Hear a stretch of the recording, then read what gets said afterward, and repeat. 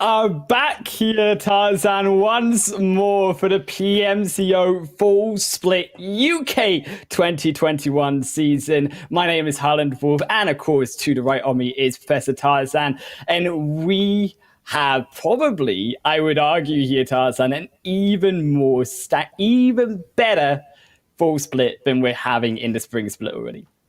I think it's about, a whole year of, practicing.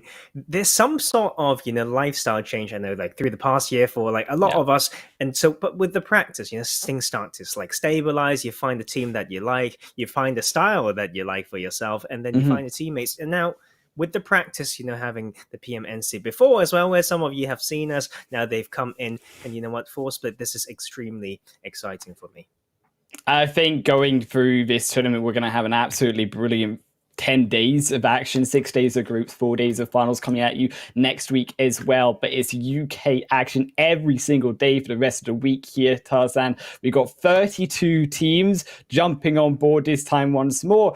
And I'm really excited to see what these teams can bring, because we've been seeing UK action after UK action for what has been now the last month. And I'm excited to see also how these teams evolve. I will be as strict as always. I mean, I feel like I've established a reputation for that already. Hey, but you know what? I think there's been growth. Okay, and I think if there's to any amount that is due to the broadcasters or commentators, is great. Like, we don't just try to add the hype. We try to like show or talk about what we know, and I think that's a huge part to it. And we're starting to like even across commentators talk about maybe a little bit of psychology, like probably our favorite topic right there, right? But we talk about the other well-being things that are important to talk about. We talk about sleep, we talk about nutrition, we talk about these things, and it's very important, and is actually extremely key that we start to progress as a scene as well, Highland Wolf. Oh, and speaking of talking about things, we're going to head straight through onto the points and how these teams will break down their victories. 15 points, of course, going to go for that chicken dinner. Tarzan, that all-important 1 kill, 1 point. That is going to be the decider, I am telling you right now, of how these teams succeed. Yeah, I mean, this is probably very instilled into all the players' minds right now. Like, they should do some math, sometimes when it comes to those like macro plays, especially when it comes to certain phases where they find it hard to get into the circle. So they need to, do a little bit of trade-off. You know what, like, we're very used to that already, but you know what are we fighting for? And of course, like, one of the things, other than representing region, other than the fame, and all that stuff, is of course we've got some prize money on the line right here. And this time around, we've got $30,000 US per region for the PMCO. So that is really matched with what we had for PMNC as well, and equally kind of spread across. I don't think there's a huge difference between, like the places here, but every small bit matters. Oh, and of course, $4,000, or what will be even more so for everyone else, 2,500 to 1,700. And this time around, Tarzan, everyone's a winner, because even at 17th to 32nd position, they still getting themselves a happy $500 at the end of the day. So everyone who is playing will win something by the end of these 10 days. But of course, that $4,000, and more importantly, that final PMPL spot to represent the PMCO UK region and the UK region as a whole here in the later future of this tournament and in the future of esports on PUBG Mobile. And I think, to be fair here, Tarzan, we got a lot of teams going to be competing for this. And now that we've locked in already both Lacanostra MVP and Nico Defense League for our representatives 1 and 2, is going to be an absolute war to see who can take that final spot, because there is only one spot this time. We had 3 spots last time, but only 1 this time. It's actually extremely crazy. I think the also interesting thing would be some of these players and trying the different ways and routes and paths to get into PMPL, right? So, but you know what? Like, what we need to talk about is definitely the schedule, like through today as well. So we play 4 maps per day for this group stage, to say the least. We've got 4 groups, and today we will have groups A and B to fight over these 4 maps. And the order, I'm just going to leave it to the lovely Highland Wolf to bring us through. Oh, I love the sandwich. Get a sandwich back here. The good old-fashioned one, no, Tarzan. Erangel, Sanhok, Miramar, and Erangel every single darn day of this competition. And we're going to start it off here with Groups A and Group B. Of course, you can see there is another 16 teams. We won't be playing today, but we will see them tomorrow, where we see Group C and D face off in each other. And it will go later on to Group A versus Group C, and then B versus D, A versus D, and day 6 of groups on Sunday will be B versus C. So every single group will get a total of 8 matches only to manage to get themselves in on those final 14 positions. Because, of course, we've already, keep in mind, locked in to our teams. Both Rescue and Gaijin Seraphim will be joining them in the finals. But before we talk all about that action and all about that nonsense, we'll be heading through to a short ad break.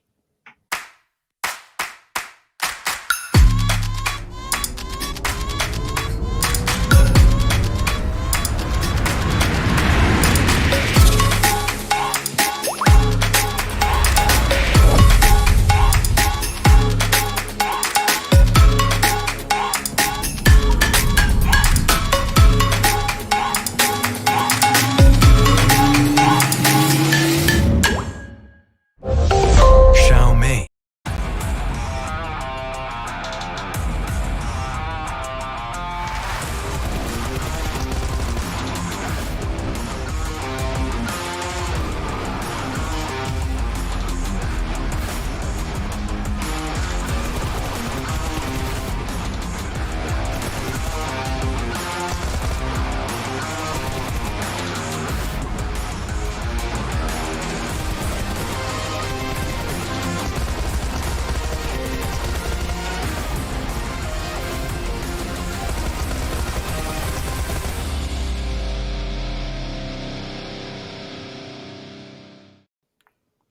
Oh, we're straight on back here, Tarzan, and now it is time to get into the nitty-gritty, because we talked about the fact that Gaijin Seraphim and also Rescue will be seeing them in the finals, but of course there is 14 teams who have that opportunity to join them through in next week's days of competition. And I think, to be fair, it's going to be a very tight competition, as we mentioned, but I want to jump in onto the teams here more specifically and actually get into who we're expecting. Of course, TSC Legends, Group A, I think they are the standout team that we're expecting to see, but it's not so simple. There's a lot of other teams that we've seen been stepping up in lots of previous competitions. Yeah, definitely. We've seen some of these names, particularly in the most recent PMNC, United Kingdom. To name a few, we've got Team Savage and TRG Direction in that Group A, but also like Cyrex Esports in Group B, as well as the Soil Triple Sports Club, like that will be playing today. So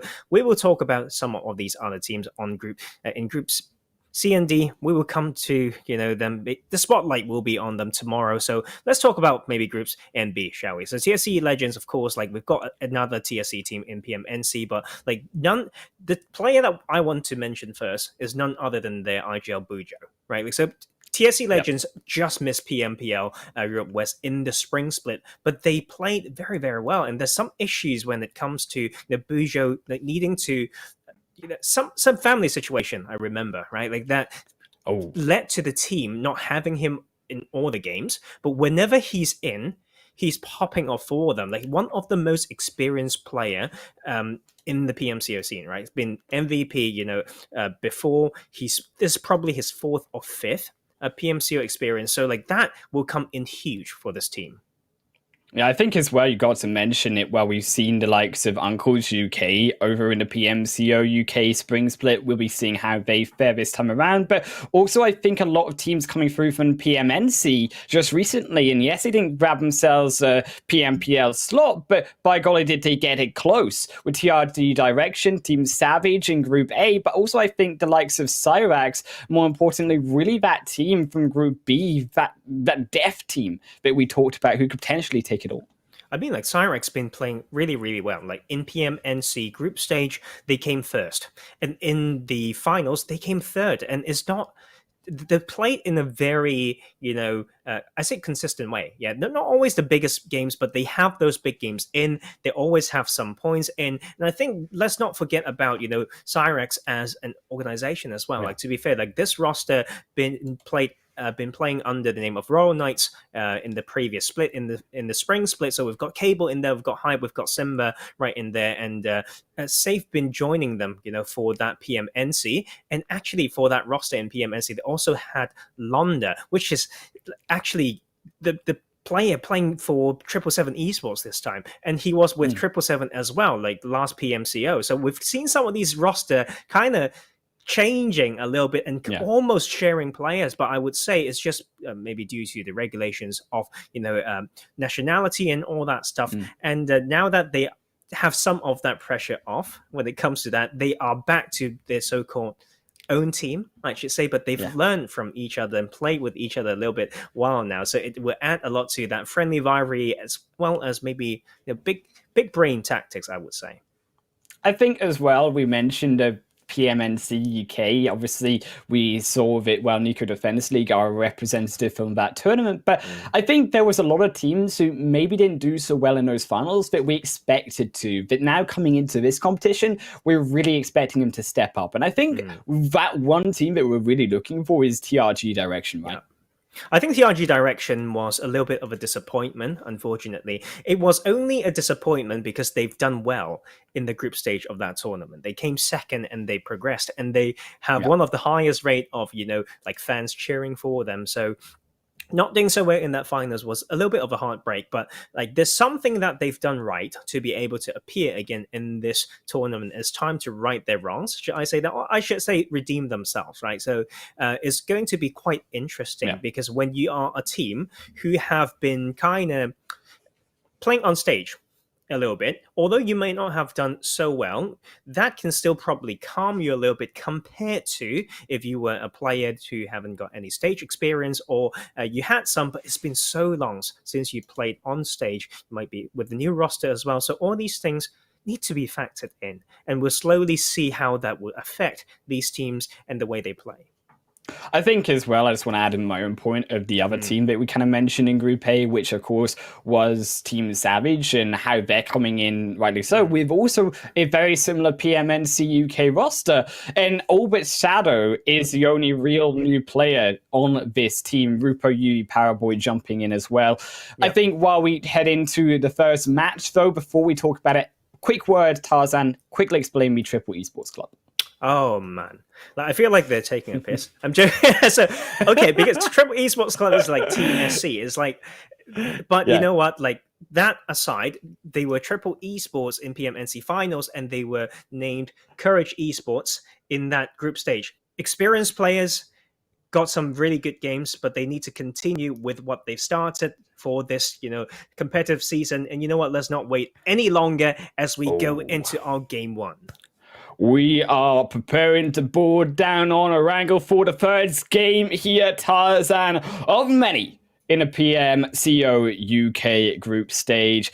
Oh, I have waited. I have waited for this moment. It has finally come to me, and I am looking at this playing path, a very kind one here for us and all of these 16 teams. I think while we do get them to drop down, when we discover where they like to drop, I'm looking at also the rest of this Group B. And I'm thinking the other scary team that, personally for me, example UK, right? And how they have been performing great in that group stage of PMNC, but it came to that finals, just like TRG, they kind of struggled.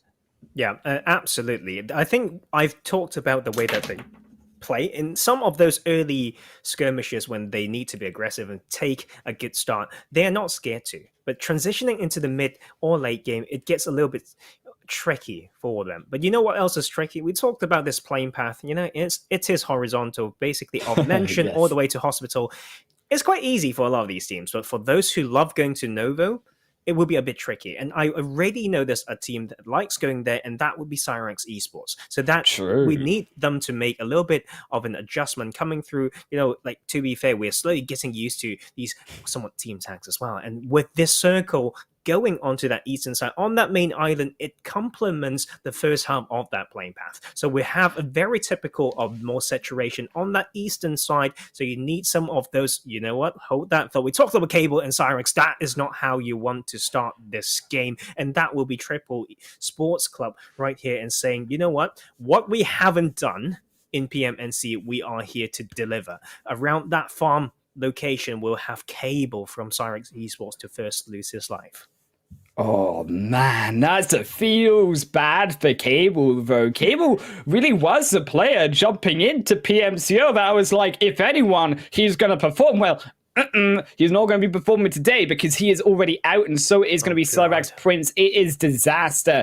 Here is TRG Direction even join in the fray, and considering they've already now been able to take one kill, they're going to have themselves a second, and it just looks so good for a team that we questioned coming into this group stage, already picking up the points. And I think, to be fair, I just want to also note that if only we had Lepovka here, and well, guess who? The fact that like an Usher MVP, shame they're not there because his zone, it darn well complements him.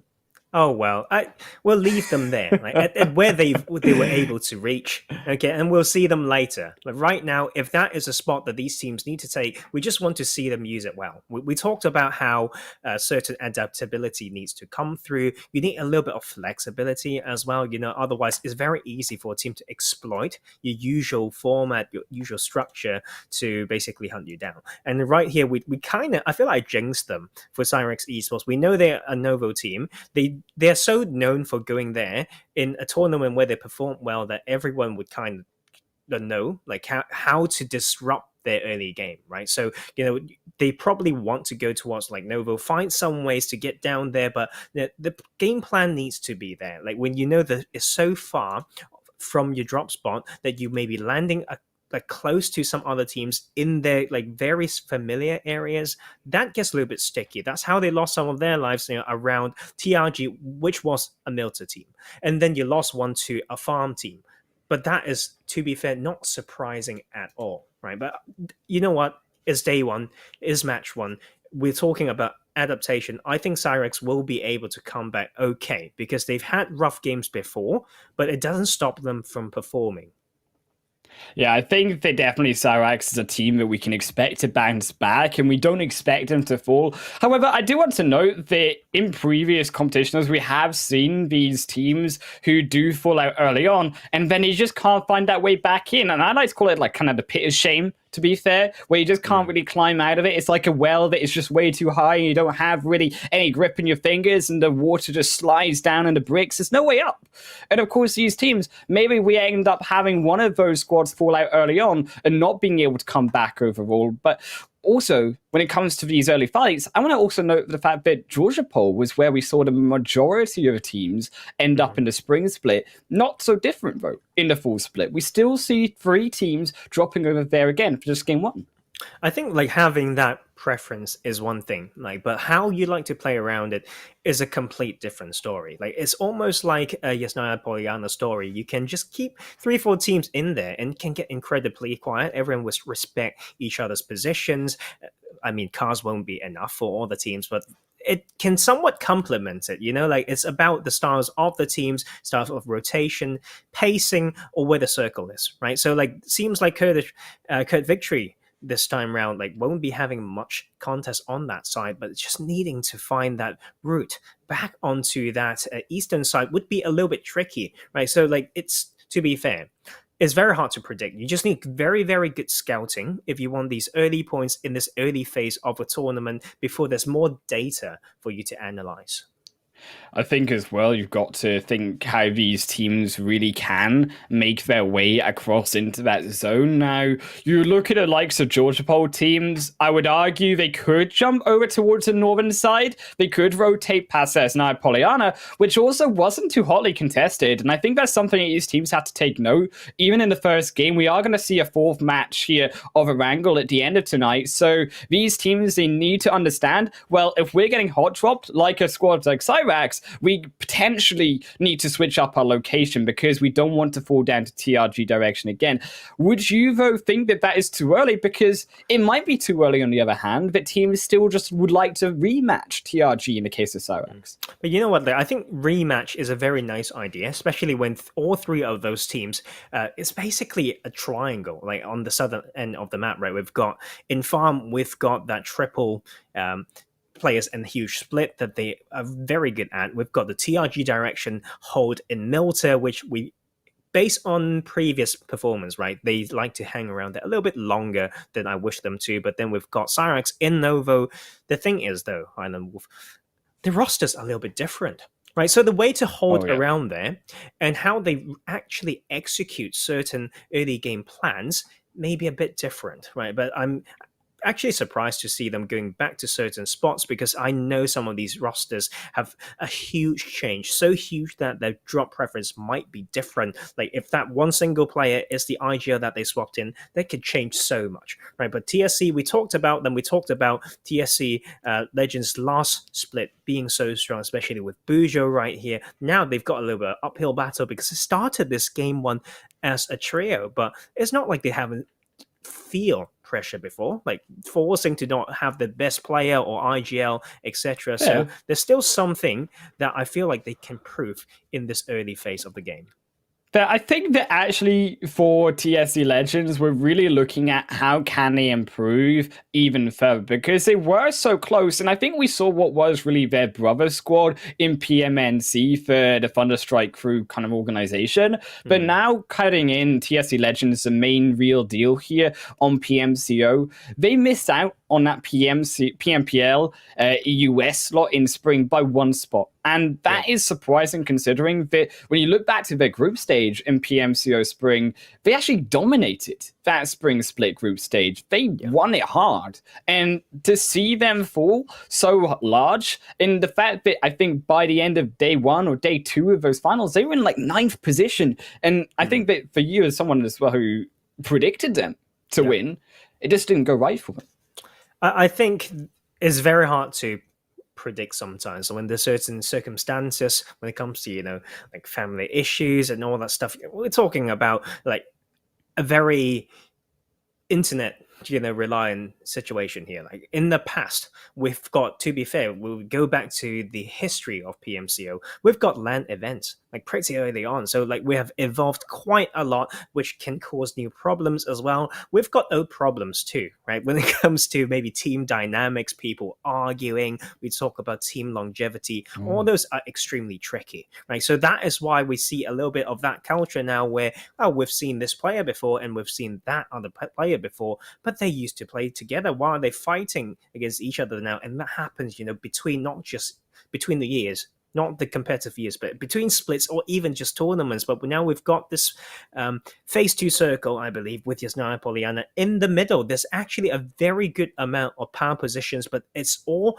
positions that you want to get to early. Otherwise, you can get heavily punished, because these power positions in the circle, Highland Wolf, very much of a 360 compound, right? If you play it loud, people don't want to even come close, otherwise you get punished. So to name a few, we've got maybe the police station on the eastern side of Yasnaya Pollyanna. We've got to the south on the Yasnaya field, we've got one very good compound with those burrow holes, as well as what we call the heaven to the west of Mansion. So let's see how these teams come in. That pacing of rotations, extremely important formation for the cars, as well as the very basic scouting skills.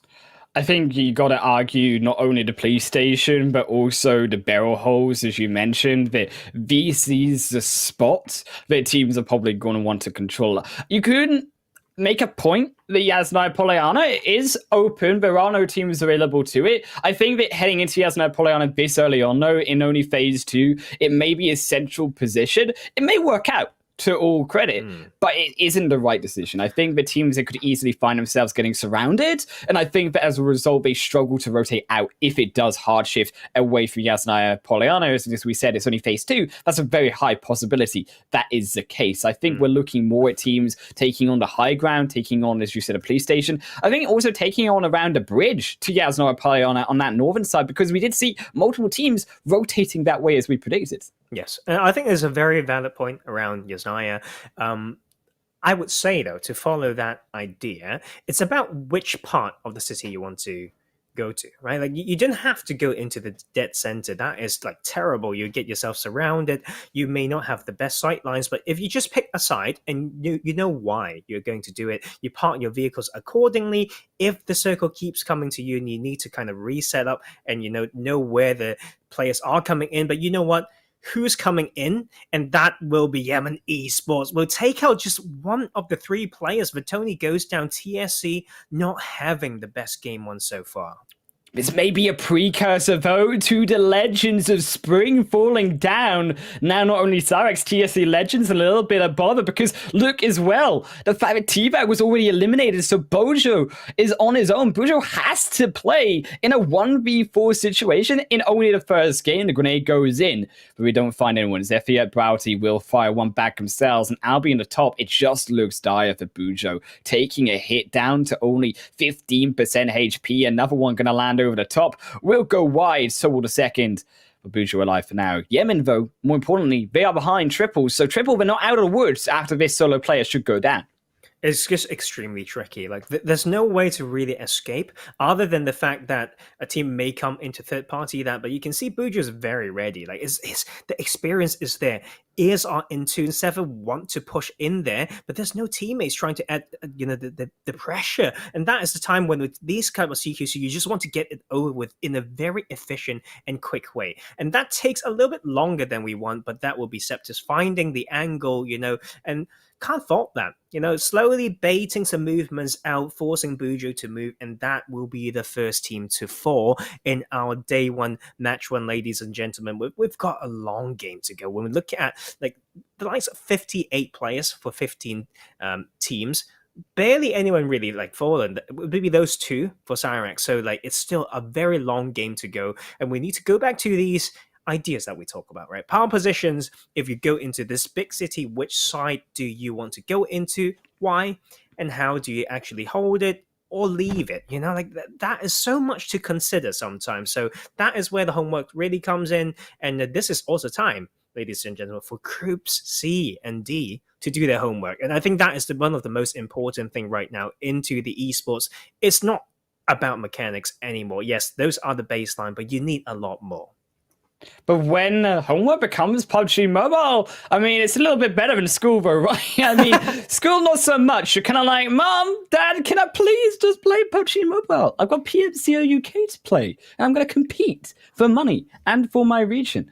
But when it comes to PUBG Mobile, when you start to say, Mom and Dad, I'm going to compete, I'm going to do my homework, and I'm going to dominate over everyone, just like here, unfortunately, example UK, they're going to have to dominate Tarzan because they are in a little bit of bother inside the dip. Now comes in even more, but we find already Zaza down will be one to fall. Naka will find it, 69, but it is better. For example, team is red and black. Down one player, they will fire back. Can he get through the smoke? No, they cannot. Shoxy fires through again, but a grenade almost finding him. Just a little bit step back would have taken him down. Yeah. And that is the problem. We talked about power positions. These steps on the outside, incredibly important skill. You can't come in so late and not have a better way to scout it. You get yourself into a very unresettable position, extremely hard. But I think that was a missed opportunity. By example, UK, they could have taken more. So they claimed the spot, but they did not make the most out of it for now. Red and black has some breathing room. It's time to fight back. It's not going to be easy, though. Smoke deployed, there will be so much more that they need to do. They just can't find your grenades. 3 down, but they're just all barely missing, red and black. Yet they still continue to push in. The smoke protecting them for now. Naka so low as well. Kaimbo so low, which means as a result, now red and black. This is a time to push in, Tarzan. They've done the damage, but they have to be so careful. And that is why potentially they don't push in, because there are so many teams around them. And that is also our RLX Esports on the outside. It's time to kind of move in. Look at this crazy circle. RLX has to move right now, because if they don't come in, they will face so many teams trying to go for a wide rotation in the anti-clockwise manner to just flood in for this northern shift. It's going to be extremely crazy. All these teams who seem to have a spot need to reset up and say, where will the teams come in? And we need to shift our focus. We need to adjust our splits. We need to get our firepower on a particular side. We need to have a new game plan, right? So this is still going to be a little bit of a sticky situation for both teams. They really want to make this quick, though, before there's a third party or fourth party potential. Well, exactly as you said, there are teams waiting to come inside a zone, so that is why Naka is pressing that advantage, but it will now be Naka to find one with the help of their teammates to a second. An example, UK, they strike back. It will not be the upsets of the champions for now from PMNC. As example, they will not be stopped in this first game just yet. Red and Black, they are struggling. They are down to one player. Jebby is the only one really alive here. Shoxy is down, but they still are alive. More than can be said from TSC Legends is Sherik, also iCurd. They too up against it, but Sherik already down one player. You know what, Sherik, new team for us, right? Like, so this is time for them to show some, but that's not going to be easy. The decisiveness to take that shot, though, but the clumping is not going to work in these skirmishes. That nade is just so juicy, but it's not just because he landed it. It was given by Sherik's. Go back and study, they say, and iCurd UK continues in this game one. That was so beautiful through because they actually got a triple kill with that grenade. And as a result, now iCurve, they've been gifted that opportunity to walk into zone red and black as well. Also, gold to be eliminated. Naka will find a second or first confirmed kill for them overall. And now, also RLX, we mentioned them getting in on top of this fight, but they haven't been able to. They couldn't take advantage of that. An example, they have everyone at the front door, but they're stopping everyone with the door. They're slamming it in their face as well as the rest here of RLX. They will struggle again, getting blown up. The vehicle too close to them. And iCurd sandwiching against them. Cyrax as well. They're looking for a way in on top. You know what? And at all this time, Cyrax just actually hanging out in mansion itself, overlooking all these stuff, and they are, as a duo, usually you are not, you don't have the courage, to take these key hard covers when you are down to duo, but Cyrax have no problem doing that, just overlooking all that field. And I think the key here, Highland, for these teams to balance between like what they're currently doing and planning what the next shift may mean to them in their relative positions. This is one of the hardest things in PUBG for teams to have that mindset when the circle's coming close and not be too tunneled with what's in front of them, right? So that is going to be crazy. We're going to see the map knowledge making a huge difference as well, because look at the minimap. We've only got in what we call the Heaven compound, in Heaven, the 2-2 split by Team Savage, and this is time for them to farm. It is for them to see how to really control this, and it's going to be blessed by the zone, and it's time for them to think how to get the most out of this Heaven compound. But for also TRG direction, they have the best opportunity as well as Team Savage, because around in between these two more hilly portions of North and the South for Phase 5, it's actually very much a bowl for all of these teams to have to try prey that they move in onto and don't get taken out by those above them. I think the TRG, they have struck lucky, but they are in a problem where they don't have vision. So yes, they avoid the fights, but actually Triple, they have a better awareness of those teams moving in. The problem, though, for Triple is they are that 2-2 split, and they have a team coming in from behind, which as a result means that Triple, they need to turn their attention back towards Raid. But Raid, they will also lose Joker. Their scout now gone, but at least they have the awareness that Septus is there. Septus is doing so well. Like, from that position, he built the soft cover. He's trying to go for an off angle for TRG's position, but as well as noticing the funnel that will come in on that southern side. And he just takes it, right? And he will reposition and just reset a little bit. But then, you know what? This is the prime time for many teams to come in. It's going to be so messy.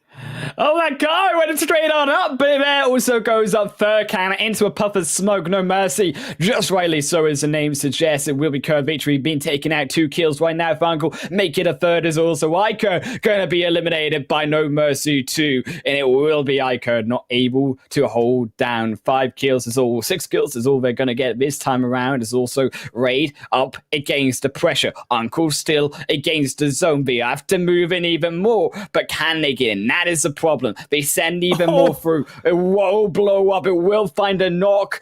There's now No Mercy reset. Has to go even for more. Is in the kill feed. Example falling down. K12 falling down. Yemen moving down on that leaderboard. Rolex eliminated as well. It's so hard. It's about using the cars, knowing every small dip, timing your smokes right for the max efficiency. This type of circle, you would hope that they know exactly how long the smoke can help themselves for, knowing when to re-smoke and all that stuff. And these are the basics. These you can't really teach them, right? In these very moments, it's in the muscle memory. It's from the experience, and it's going to be so tricky for them. Uncles and actually is facing some trouble as we look at that kill feed going red for them.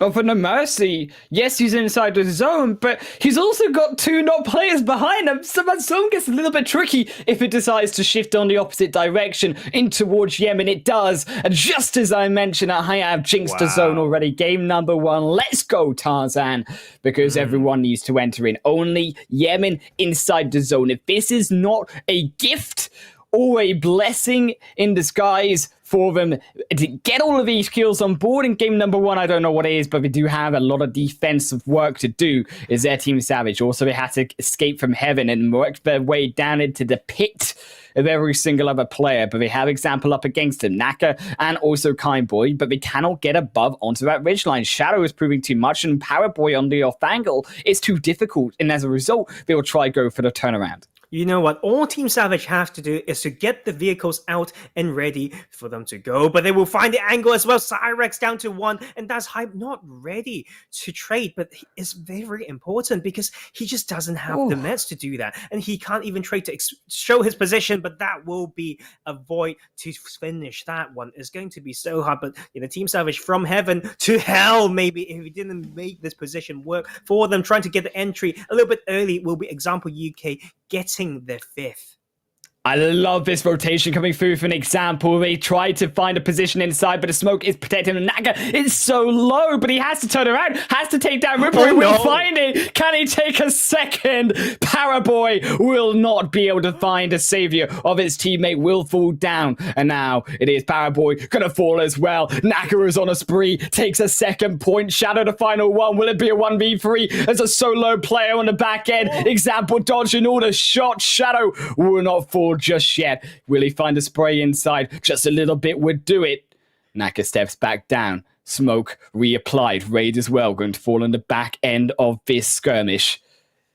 You know what? Heaven has its time, right? And they provided Team Savage a place to call home. But when they came back down from that relative high ground that gave them so many sight lines, so many info, they didn't come in with the best timing. And now Shadow's trying to play this very slow, didn't trade for his teammates when they come in. And now this is the time. Both players in this smoke only got bandages. But on the other side, we've got Yemen Esports. Just keep firing. Masagi up to 4 kills right now. And this team seems to be playing so well, but we're down to very small amount of players. We can see RLX losing their position slowly because the timing of those smokes were not quick and prompt enough, and that's what we talk about here. And that is Mazagi using that relative high ground from that ridge and actually maybe on their way to take the first chicken dinner of PMCO UK. And for RLX, yes, they have a little bit of bother because now they've gone into a solo player. They lost 2 from the rest of Naka. Naka is still alive, by the way. Again, just Shadow. You can see it in the backside as we jump over to Shadow's perspective. And he will now get picked apart with the grenade, but will not fall down just yet. Both inside the buggy. That buggy is smoking though for Naka. If he sprays in, will he find that third? Will not decide to move. Shadow is getting caught on the back end. Yemen, though, they are still defending, but they're not inside the zone. And it is Triple Esports Club who actually, or as a result, they are the ones in the control. And now Naka just walks over the final member of Team Savage. Not before, though, Triple Sports will claim him back. 13 kills for this squad so far. The zone controlling for them. And now as Albi steps up, they find now Rolex caught out of position, unawares of everyone else inside the action. And Yemen now down to a solo player, Mizagi. But Albi's going to walk straight on by him, drive on by, will find the final player, run them over, and take them down. Game 1, Triple Sports Club. Triple Sports Club play that so clean. And that's great. 16 kills in the first game ever. Man, like, you cannot give this team any momentum They would, if you give them just that little bit, they would take so much more. And you can see the experience coming in there as well. Like, it's so hard for that type of circle to keep all your players alive. Of course, that's down to them knowing the landscape, entering from that northwestern side to have a little bit of ridge to play off for every shift, right? But to know when to split, which we saw they did, and holding every bit of angle that they needed to, that is not easy to execute. So what an amazing game. And although the screen time may not be there, the results definitely show.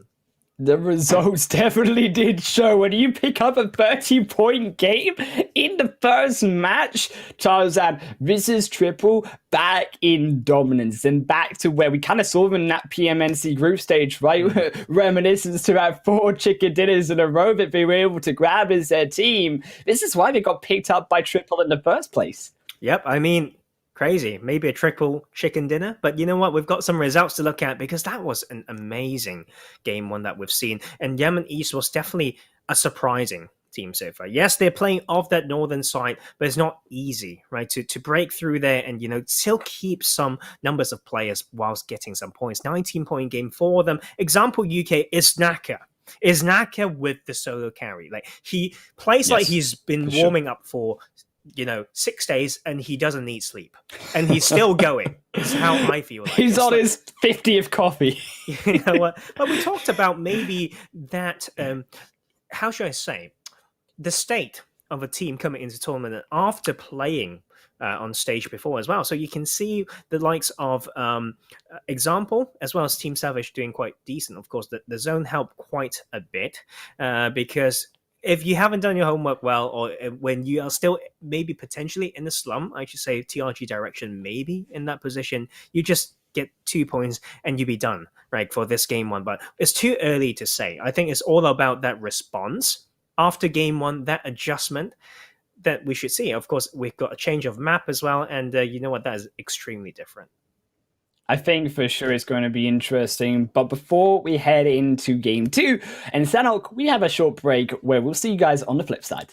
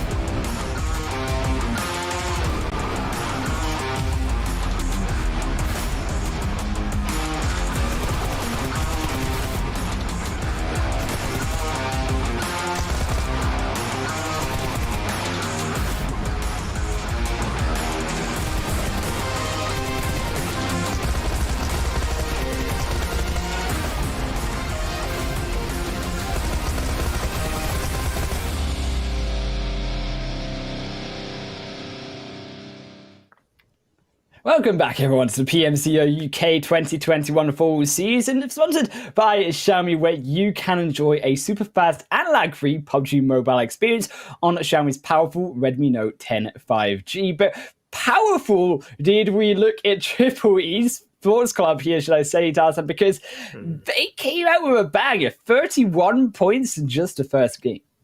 31, insane. Like, sometimes you see a team only getting 32 per day from 4 matches, and you would say they did okay. Like 4 points per game, not too shabby, as we would say, but this is a strong start by them. And to also drop around two other teams that participated in the same tournament before in PMNC and come out strong means that there is certain level of power difference around that segment of the map, right? So that is some way to look at these games as well. I'm talking about Erangel, but it's important because the fourth game for today, fourth map, we should say, will be back to that classical map. But right now, we've got a little bit of a different one. We're heading into Sanhok very soon, guys, and a very different type of map based on size, therefore the method to play it. We talk about the meta slowly shifting towards wanting to use vehicles. So all these things we need to factor in, but there's certain things that will be basically the same, right, Highland? We talk about how day one mentality, we talk about what we actually need to do. Do we scout what are the ways to do that, to get prepared, to get more info, to prepare for the later days? Yeah, and also, of course, we do head through to the overall standings from Game 1, where we mentioned, Triple Sports Club, they stick with 31 points, Tarzan. But Yemen, a newcomer here in the PMCO UK region, they stepped up to 19 points. Example UK and Team Savage, though, no surprise behind them with 16 and 14. We were expecting them to do well, too. Yeah, and they're actually quite impressive by the side of Example UK. But I want to talk about Team Savage. It's weird because the points show that they've been trying to capitalize off that position. I feel like they could have done a little bit more. It's like they're very much in that we are now in a strong position and we need to farm mode. And this time around they did it better than what we've seen them do maybe in PMNC, but they kind of lost track of when to transition that into getting into the zone, how to make that position to its best advantage. So that is something that we want to see more from Team Savage, but it's a very decent start for them in this PMCO. And I want to talk about Avoid. Now, I want to talk about Avoid because they've got 3 PMCO X finalists, and they play in kind of different teams in the past, as well as in different teams in PMNC. So I wonder how the synergy is going to be like coming into this, and wonder how it's going to look like for, in particular, Cyrex Esports. Like this time around, just only that 1 point in there, and I don't think we even shown like 15 and 16 red and black because TSC Legends. Exactly. I mean, right? Like, they don't get any points. Like, sorry guys, you don't get into the leaderboard. You got to earn something first. You need to get a single point. There's That's one a bit guy sad. you can do it. I think it was surprisingly all seriousness of the fact that TSC Legends, big surprise coming through that they didn't get a single point. Of course, we mentioned that they only had 3 players entering into that first game, but not a great start from a team. They almost clutched it into the PMPL and were, I think, probably the favourites alongside Cyrax today to get to the top of that leaderboard early on even. Well, when you are one man short, is extremely hard. But we've seen those before, like in scrims, in tournaments. It's crazy. But you need to play like you deserve it. I think right then is to enter a very dangerous area of Yasnaya Polyana without enough respect.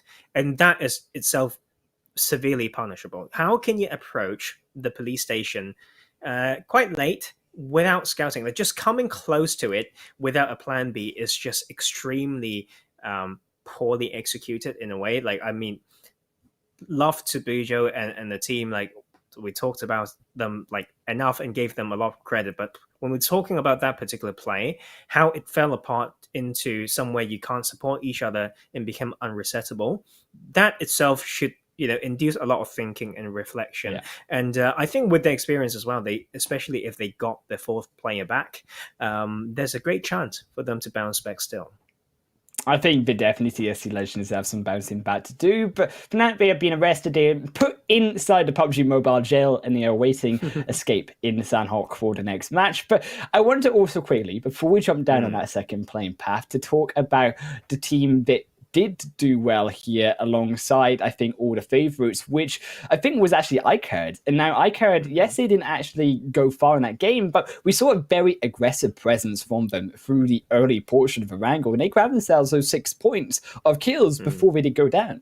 Yeah, I think, you know me, everyone, most of you know me, I need more data to give a comment to that team. But the stats, when we look at those points, that's very important. We talked about how just on paper, when you've got a very decent amount of kill counts, even if you just go rather early with very minimal placement points, there's still something that helps you to feel like, okay, we've got enough gun skills to win some of these skirmishes, and that makes you feel decently good about yourself, and that has a snowball effect, to when it comes to confidence in taking fights in the remainder of the day as well as the tournament. So I wonder how they would do, because we always have kind of heard like this team and some of their players like here and there in different tournaments, but haven't got those big statements yet, right?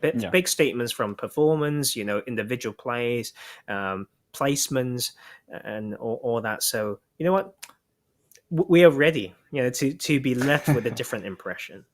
I think, oh boy, are we ready. I think also, to an extent, what we saw was a lot of teams actually getting caught out unaware of their position. And I think positioning is something that we're really going to have to look at if it's going to be the case where teams are repeating those mistakes that they made in that first game. I think we saw like Cyrax getting caught out in unaware of the fact that we were being shot down in a vulnerable position on the edge of the zone. We saw RLX also in a struggling position as well. And I think on top of that, we saw a lot of those teams on the outskirts with later rotations also struggling. And I think just that respect to their positioning overall and how to actually effectively get into zones when you are slightly behind the pace of the game, something that these teams really going to have to learn. It's hard. I think what they have to learn for sure from the way that they played it would be the map itself. Like these open fields, we're no stranger to it. Like, to be fair, we see it so often that you need to have learned something every time you have a map like ending in those positions. The way that a lot of these teams played it would be, how should I say this? It's like they've accidentally found a piece of land that makes them feel just kind of okay. It's like people floating in the sea, and something floated past and they just held on for it for a little while before they continue floating again. Drifting. They can only play with what's in front of them. And, and that is kind of the type of indication of a lack of map knowledge. It's like, we're good here for now. How about the bits that you can't see? So like that is, a great indicator. And I think when you have more of that knowledge to play more intentional before your eyes can get to see it, that is where it really separates the different level of plays. Yeah, overall, I think that these teams are going to have to step up when it comes to Sanhok. Before we get to that, we will go for a short break where we'll see you guys joining back into the action. Do not go anywhere.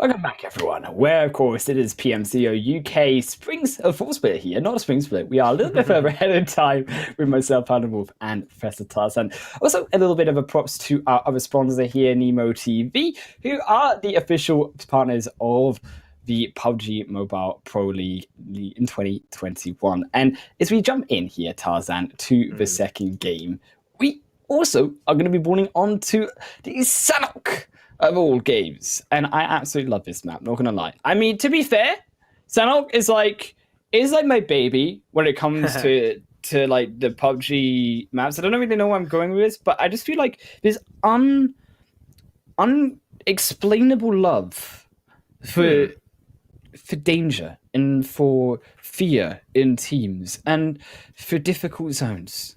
Well, I'm supposed to be the jungle man, right? So I need to love it. True. And but also love to cast it, hate to play it. It's so tricky in here, especially in pro play. I feel like it's you can play it so cheeky, but highly like rewarding as well. But we look at this map, I think it's very important to see how the playing path actually allows these teams to go kind of anywhere. But that phase one circle is getting a little bit nutty, to say the least. Have we seen?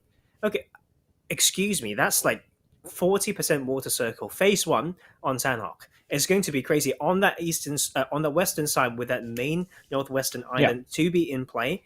That is a bit crazy. Like I'm in a lot like lost for words, to be fair. But you know what's nice? TSC to come back with the power duo, Jarjan and Euphoria. They led NDL to a victory in PMNC, now led by Bujo in a head-to-head fight in boot camp against the Uncles. But don't forget Batoni, man. He's still there on the squad, Tarzan, and he's still putting up work. But it is a all-star roster when you think of teams and players coming through from the UK scene. I mean, Jaja and Euphoria are really the alpha dogs when it comes to the UK scene as a whole. I think that overall we're going to expect, and we just got to expect, a big game coming through from them here. I mean, if Jaja and Euphoria can't do it, who can take down a fight in boot camp in this lobster building? Well, maybe a team that studies it quite a lot. You know what? Just being an advocate, to preparation and tactical, like mindset more than like raw skills or whatnot. But of course, it's taken these players that we given compliments to, like more than the skills to get to where they are. Like there's many, like when it comes to comms, we talked about staying calm in certain situations, and you can see some proactiveness coming through as well. Like not afraid to give a little bit of footsteps in that lobster building. The hard thing now is when to get out of it, right? So it's so the phase one circle is so crazy that they still need to travel to kind of get in. But there's still even more teams on the outskirts that they can punish. But who's getting punished now is going to be Euphoria from TSC. Not a great start for them in this roster building. Yeah, I mean, overall here for TSC, it's very difficult indeed for them to really find a way through. Because now that they had that knock, Uncles, they can walk in, they can try to find these knocks. But unfortunately, Chapo is reloading. Not the time to do that, and barely goes down. But will be Bujo who falls first. But Tony, now the last one alive. They will strike no mercy away, but here comes El Chapo. Low health as well. Will be a double for the Tony, but it will not be a triple. And for the second game in a row, TSC Legends 0 points. That is so weird to watch. I think it's weird because a lot of players just are not having the patience in those small skirmishes. It's like the comms, everyone's got some mic bug. Like it's almost how I feel like it is. And then like the challenge coming through from like the side of the Uncles. Yes, first knock came through from a third person peek. The second one to come through when he's trying to push a 1v2 to stop some revives coming through. I can see your thinking there, but the team needs to be more in sync and coordinated. Like the last one to come in was definitely a little bit late to the party as well. Like being all the way to that northern side, slowly coming in, but at least he came in when things were heating up. So with that HP advantage, they took that win. And this is very hard. I think for TSC to come back, like it will take a good amount, but I think it's very doable for this team. Like if they stay as these four and they come in back to this huge map that we've seen these players shine and just take crazy games, they can really take this back. I think that's what experience like really means, is that this type of things happening doesn't push you into a downward spiral, and it matters so much. I agree, for this type of tournament.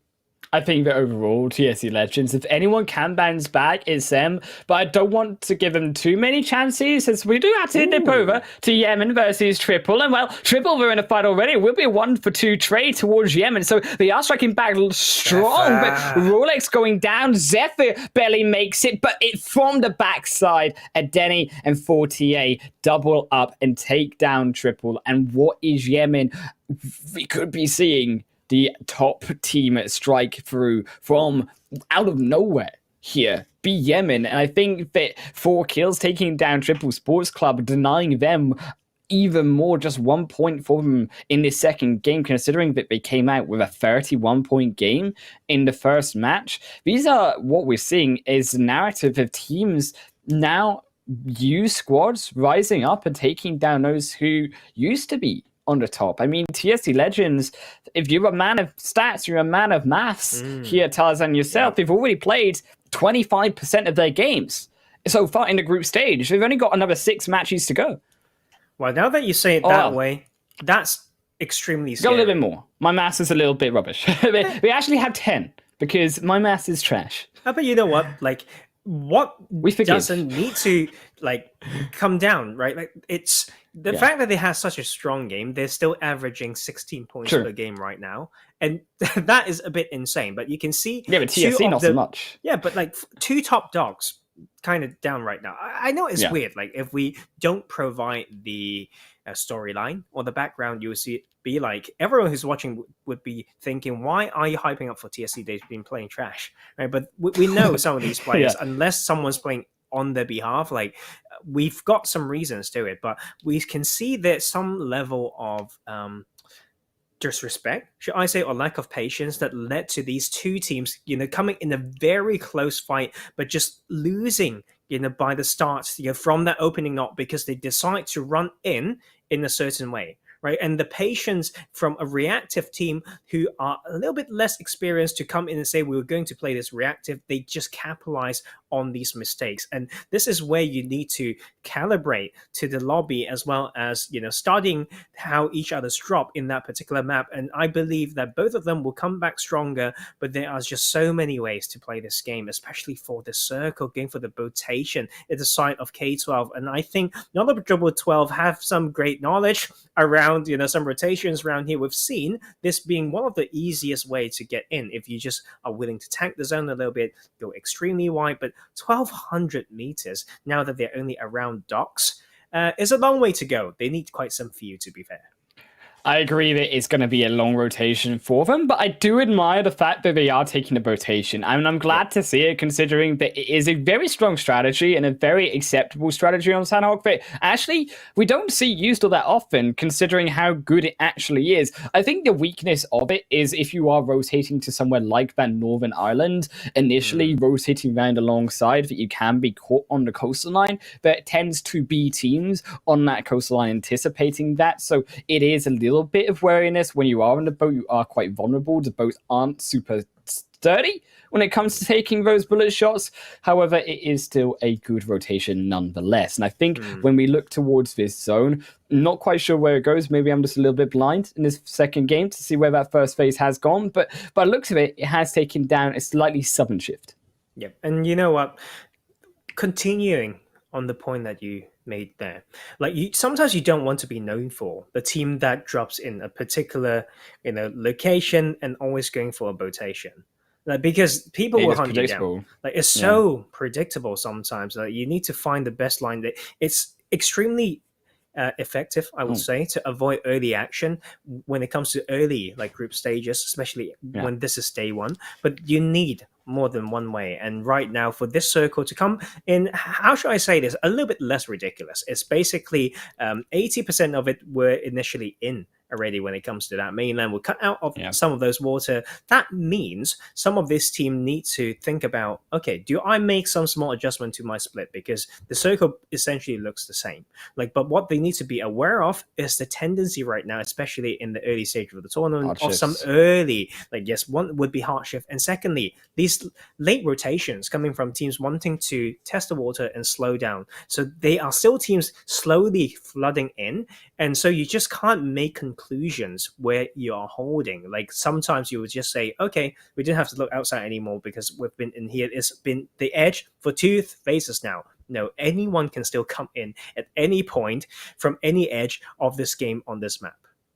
I think to note as well the hard shifts, that first point being that actually it is still very much on all parts of Sanhok, right? There is still a lot of availability to where these teams want to go and a lot of decision making, and a little bit of a puzzle here in the second game to how these teams want to maneuver, because we could see that initial hard shift in phase 3. We could see another hard shift in phase 4 where suddenly teams think it's going one way and it goes the absolute opposite direction. And that is what these teams, when we talk about positioning, when we talk about actually being on the pace of the game, a test here in the second game to see if they have improved immediately coming out of that first game. Maybe it's just a little bit of first match nerves, but also we were expecting, even though it's a PMCO, good stuff. Not going to lie, from these teams, because when we look towards our representatives and look back towards where like an Australian MVP almost making past PMPL, and also the fact that Nico Defense League looked absolutely ridiculous in the PMNC UK,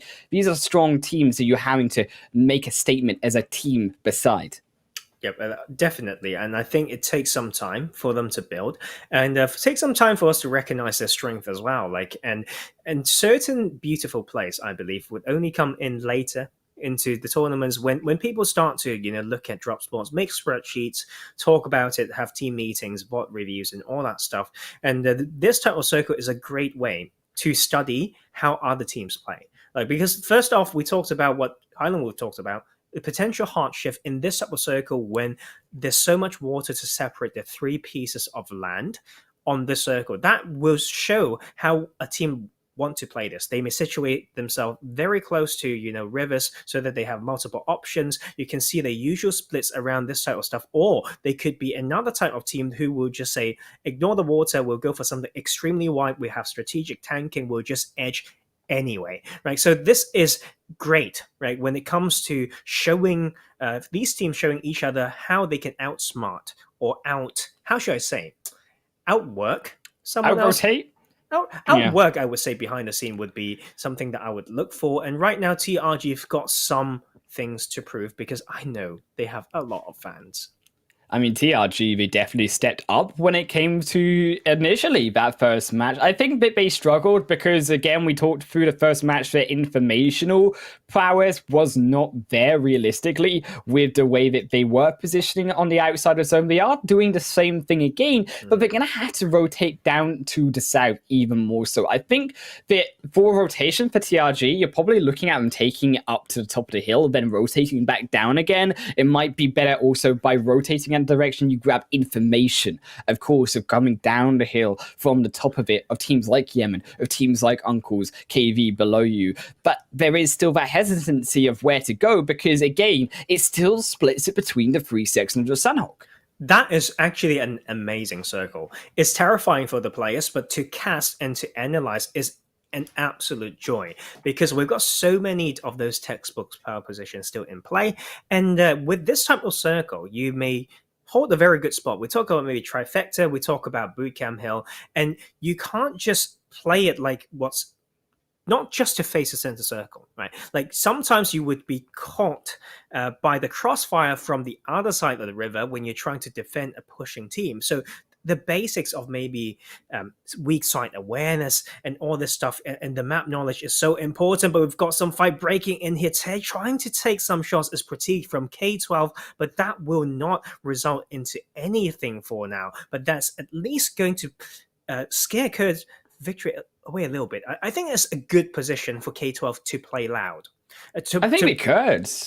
They could have actually, to be fair, taken down 1 or 2 members of Knowledgeable. Maybe I'm in a little bit nitty-picky here, but to be fair, K12, they were pretty much open running across that zone. Pretty disrespectful, might I add. And I think that now that the opportunity has passed and then you do give that fire away, actually, what Cyrax will do, and they take through one already. Hype OP will take away one of those Avoid members, will also knock a second down. So Cray and Insania already deleted. And I think therefore Avoid a tricky position here because they want to cross, but well, you've got Cherrick already crossing, and meanwhile they're getting away. They're going to be able to stop you because they physically land on the opposite end of Sanhok first, but then you can't move backwards because Cyrex are still here as well. You know what? This is the strength of Cyrex. 3 kills on board now, very distinct 2-2 split or 2-1-1 split. 2 to make sure they clear and sweep the shoreline. That will be the funnel that's definitely coming in. People don't want to go through the main bits and they will try to go wide. And that will be actually Yemen trying to do something similar on the other side as well, trying to get the 5th kill of the game. But right now, this mountain is not easy to maneuver across. So the timing needs to be spot on for Vortex so that he won't take even more unnecessary blue damage. But what it does do is it diverts TRG direction away. So they tank even more blue zone. They're going to be even weaker, slower, not have the information coming to zone. So it's all going to add up. And for actually Vortex and Adeni, all they lose is a little bit of health because that zone's going to stop very soon coming down the rest of that hill. And actually they're not going to have to worry too much. What Avoid will do is he will lose Albert off the backside. So 3 now down for them. Make it also 1 to Cherrick as they do not get across with a blue zone now ahead of him. I think a very interesting rotation through from Cherrick as they will just find themselves completely eliminated out of that game. All 3 of them falling inside the water, just not able to make it in rotation quick enough. And I think now for Cyrax, the problem for them is, yes, they have stopped Avoid. Avoid now going to have some respite, I suppose, considering we can get the revive back, and we're going to have a little bit of a tricky rotation in nonetheless. But Cyrex, they've got to go against the uncles who have actually taken a beautiful position around these bridges. And it's around these bridges, and as well, Nemo will fall, but around these bridges and around the L compound, just below the bridge of the uncles, is where I'm really looking at. Just tricky circle in general. I think, of course, is going to get extremely bloody and chaotic on that southwestern edge. Like, so many teams need to rush through it, like ruins as an area, so much run and gun in there. So we talk about certain formations, and it includes when you're progressing on foot, right, in this map. So that is something to practice as well. As we see the sort of team raid here, we have not talked about them a lot because we haven't seen a lot of action, but they are definitely coming in trying to make a statement. Only 200 meters to go before they make it into circle, but this type of landscape through and close to ruins is going to be extremely hard, and the landscape around it is extremely hard to master as well, especially with those crossfire coming through red and black with the extended fight, but the trait has come through. But we have found that initial knock, so it does stop them for now. And their tracks, Raid, not so simple of a rotation. 1 for 1. Scorpio does get behind a rock, however, so they will have some form of safety. They will get the revive off. So it will be actually a 1 trade deficit for red and black because they cannot revive, of course, Nemo. There is no doing so when they are so far away. But a blue zone, this is what red and black's respite is in this fight, because Raid, they have to contest effectively against these 2 teams, but it's a brilliant shot down onto Shoxy, and this might help them in that pursuit. And I think this type of circle is just tricky based on how you need to always reassess your surroundings, right? And you have to adjust your split, knowing when to trade. Is that even for trigger discipline, right there, we can see Red Black could hold that position, not lose more, because side of Raid open fire a bit too early when they've got some rotations to make. But let's bring our camera over to example because they want to go crazy as well in this game too. And this was a third party we were worried about. Example team running themselves over. Example UK, they will make that statement once more. They will take down a perfect grenade. 1 kill already thirsted through. And for red and black, might only be seen a monochrome screen at game number 3 in a moment, because it's only Zaza alive. And while we're talking about it, blue zone on its way. And there's only 30 seconds until phase 6 now shifts. And it's going to be very, very tricky. I think, yes, we haven't seen the mini-map, we haven't seen the shift, but just by the nature, right, of this circle, like current circle is going to be so hard. And it will be about teams knowing how to trade. Like, is it going to be possible? Do we need to allocate, by our meds? Like, how do we play a little bit of tank strat? Can we do heal strat? If so, when will we transition? But it doesn't matter if Kind Boy has been so kind to send you back to the lobby. We are down to 11. Example's been so on point so far. Example, they have been on point, but they have been smurfing it when it comes to these two games so far. In their rotations, catching out those late on the zone. This is why you gotta be pinpoint on your rotations into zone. Is also raid. They do the same. The archery direction, not so lucky. They couldn't find their infinite way in for the northern side as Team Savage. They tried to stop, just do the same as example team, but they are too fast, too speedy. Right on the back end, though, it might be Team Savage getting third party from the back because Scorpio is here. He takes down Paraboy. One confirmed kill through, but he will fall to the zone. And Team Savage, they maybe will be able to close this out. Zone doing work. Furkan, the only one, gets caught on the heel, and it's an absolute wipe. It's only going to be Budai remaining, but Budai so low and will only be the solo player alive. RLX on the other side. We can see Team Savage has this thinking there. They want to leave two to play spoiler, but the angles were not, covered well enough, right? Like, of course, we've got someone along that shoreline, but at least they found some kills, and that will be 4 extra to their bag after that shift as well. But this is going to be so tricky as well. Like, just along that shoreline, needing to cross, which way are they going to do this? And they've been avoiding a lot of fight based on this early circle blessed, so they need to think whether we have the resources to make sure that we can at least get some points. It's going to be so punishing based on the landscape. They need to make these hard decisions and to see how to get in. But Rupo getting knocked right now would not be helping at all. In that zone, it's shifted all the way to the opposite end. Yemeni cannot comprehend the difficulty of this zone. They will fall down. And now it is all up to Curve Victory. You mentioned them. The duo now to defend against everyone in the zone. But the uncles, they're a full squad. Raid as well, getting caught on the wrong side of the stick on this zone. As Cable 2 will drop. And the uncles secure their 8th kill of the game. Still all 4 players, as we said. They have the entrance into zone. They can catch Team Savage on the beachfront. UV and Shadow should be their 9th and 10th. You know what? Like, so far, a lot of these rotations, I think, has been so linear. It's so easy to say someone must be there, like in this title circle. So I saw Cyrex losing players when they didn't have to, when they have vehicles to maybe get some opening knocks to bait. Like, those things haven't come through yet. But this is huge for the side of Team Savage. They had a decent game 1, and they just playing off power positions. That seemed to be their strength right now, is knowing what to take and be bold enough to take it early, and then when it actually go to them, they do better each time, because that was the biggest thing that we talked about, like in the previous tournament. You get an OP position, you don't take it, you don't split well, you don't farm it, you don't capitalize. This time around, they are trying to prove me wrong, and I hope they do, but they are definitely doing better now in top 3, really challenging that top board right now. There was a knock onto Raccoon, but, well, they find themselves a revive. Not gonna happen, though, for Team Savage, because No Mercy is here, and he strikes again. The 2nd kill of the game. Shadow, the final one alive, but No Mercy. He's strafing left and right. On the beach, he strikes him down. Shadow will fall as well. Team Savage, 3rd position. They turn their attention straight onto KV, but No Mercy's behind. And No Mercy at this zone. Phase 7 closes in a little bit more, and now he has to walk in, but look, it's Smile on the back end. He's looking for the top side flank, and he finds it. It's the uncles who take Sanhok. Oh, you know what? Like, that could be quite wrong. Like, it could go quite wrong for them, but the idea is there. The flankers are on their way. The landscape is not even easy to maneuver, but they made it count. So that pinch eventually comes through, but that was closer than I thought in that end game. But the uncles, well done in that game too. Like El Chapo, we've heard this name as well. I believe it might be PMPL Arabia. I might be wrong there, but it's definitely, we've got some experienced players in this squad, and after all, they were a finalist last split, so like, great to see them back this time.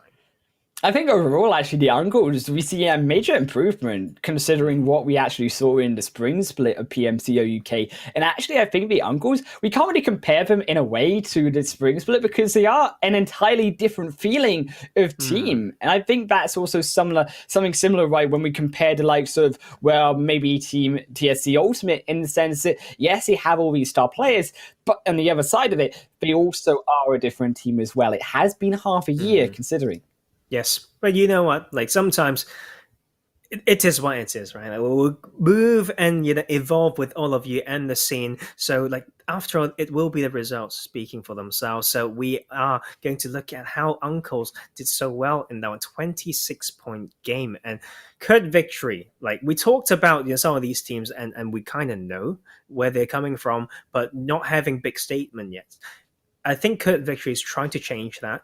Same for Team Savage trying to change my mind. I think they might be leading the table right now after that second game. We could be very close, Yes. may not exactly be there, but Cyrex Esports also getting points. Yes, the early game is very set there. They know the job they need to do on that northern edge. When they feel resistance, last time around, Cable was the first one to die, and this time he's the last one to die, like last one to live. Should I say that? It's weird. Okay, I don't know how to speak this language anymore, but they got some What points. is English? What is English? What is English? Can you eat it? Like, what can you do with English? But Cyrex, I mean, you just become a languages. You could just like switch to them, maybe. Like, if only it wasn't just an English broadcast. I mean, it would be a lot easier. A lot easier. It's also Yemen Esports. I think rightly so, considering that they also now after 2 games will be on 27 points overall. They are also consistency, and consistency is where we really want these teams to be. I mean, if you have a Mr. Consistency team or a Mrs. I'm not gonna gender identity, whatever. Here, I'm gonna avoid that topic. I'm gonna avoid that topic. Tarzan is here, Mr. or Mrs. Identity. I think overall, that is what we want to see from these teams, because I think when we look towards LN MVP and I think also Nika Defense League, I'm just going to point it out there. Those 2 teams, they're kind of aggressive. I think we want to really see a team that has that consistency overall. And even if they do fall down, they can still pick up points before they fall. I don't see it yet. Like in these teams, it's slowly coming out. I think it's a journey. Like even through a tournament, sometimes it's so hard to start extremely strong and then have the same performance towards the end, because sometimes there's certain aspects of PUBG, the competitive PUBG that I like to talk about, that you just can't properly do in the first day of tournament. Yes, you can play scrims, you can face them, you can have your research like long before, but it's not going to be easy with that exact combination of teams, because when everyone's trying to do the same, it's going to be tough. But I want to talk about Yemen Esports. It was great. It was a great game too, and they got 8 points. So after that game 1 where they got 19, they are in a very decent spot. I shouldn't say it's like very, very strong. I think Team Savage is stronger, but Yemen in the middle. Yeah, but Yemen fought their way through. The aggression is still there.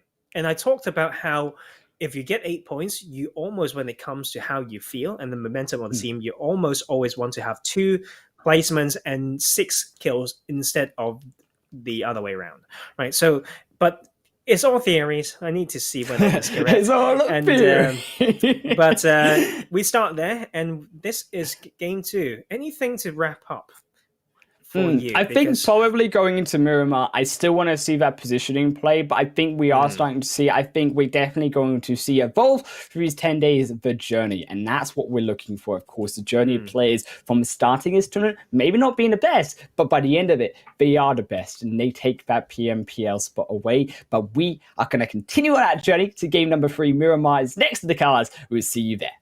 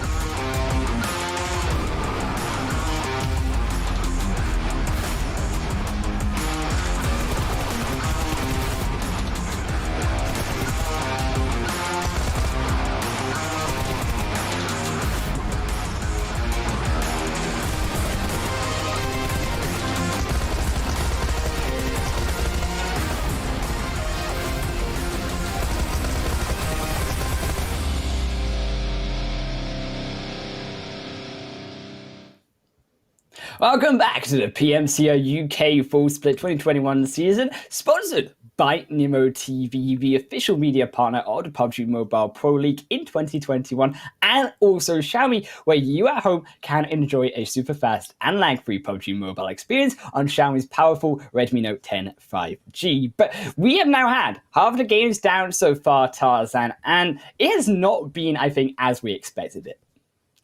You know what? Day one's always tricky. It's tricky based on a few things. One, like I mentioned 3 times now, but it's very key. Maybe a bit of a lack of data. 2 is going to be that emotion coming in. Whoever gets to warm up better first will have a great chance, I should say, to snowball, with that momentum. But you can also screw yourself up if you are not prepared, as well as allowing it to go even worse if you had a rough start. So all those things are just key skills, right? It's not just your sprays, man. I mean, to be fair, it's a lot more than sprays if you want to win a game with PUBG Mobile. I think, to be fair, though, we have seen a lot of the underdogs rise up, and as we're going to head through onto the standings as well after that game too, we see not the teams that, as we say, we expected to see on top. I think that Yemen, we mentioned, while they were very good, of course, but I think overall, actually, we're looking at the uncles as well, and we saw them take, of course, that second chicken dinner victory, not in the way that we thought they would. I think blessed by the zone sort of overall. Yeah, I think it's going to... We need a little bit more, right, for us to find out how they exactly play, or are they consistently consistent, right? Like as some wise men have said in the past, as you can see, Triple Sports Club, like after a 1-point game, like in game 2, like to be fair, it was somewhat close fight. You can see how every pixel, every small move counted there, leading to that crazy early bootcamp fight, right? We're down to, so that 1 point there, help them there. Yes, exactly. And so those things, we need to see how they can probably carry that over. I don't think they are scared at all to come back stronger. I think that would be the key one there. And the uncles really slowly firing up. I mean, the uncles, for sure, they're firing up at Triple E Sports Club. Yes, they're still on top, but that is all from their first game. They only got 1 point in that second game. And I mean, at least they've got 1 point, right? I mean, to be fair, at least 15 of our teams have got at least 1 point. TSC Legends, not so much. But you can see, the thing is, though, we talk about point per map, right, as a huge thing right here. As you can see, up to maybe 8 teams, like half of the teams right here, are getting, almost 10 points per game. And that's actually a very high, game average. So you can see there's a little bit of a separation there. Like the top half of the map really absorb so much of those points, and sometimes it's a little bit sad, like to see some of these teams in the bottom there. Of course, two more maps, I should say, to redeem themselves. Like Avoid is a team that I believe shouldn't belong there. So in the third map now, like they need to find their grip, find the style, remind themselves of the strings, and make something count.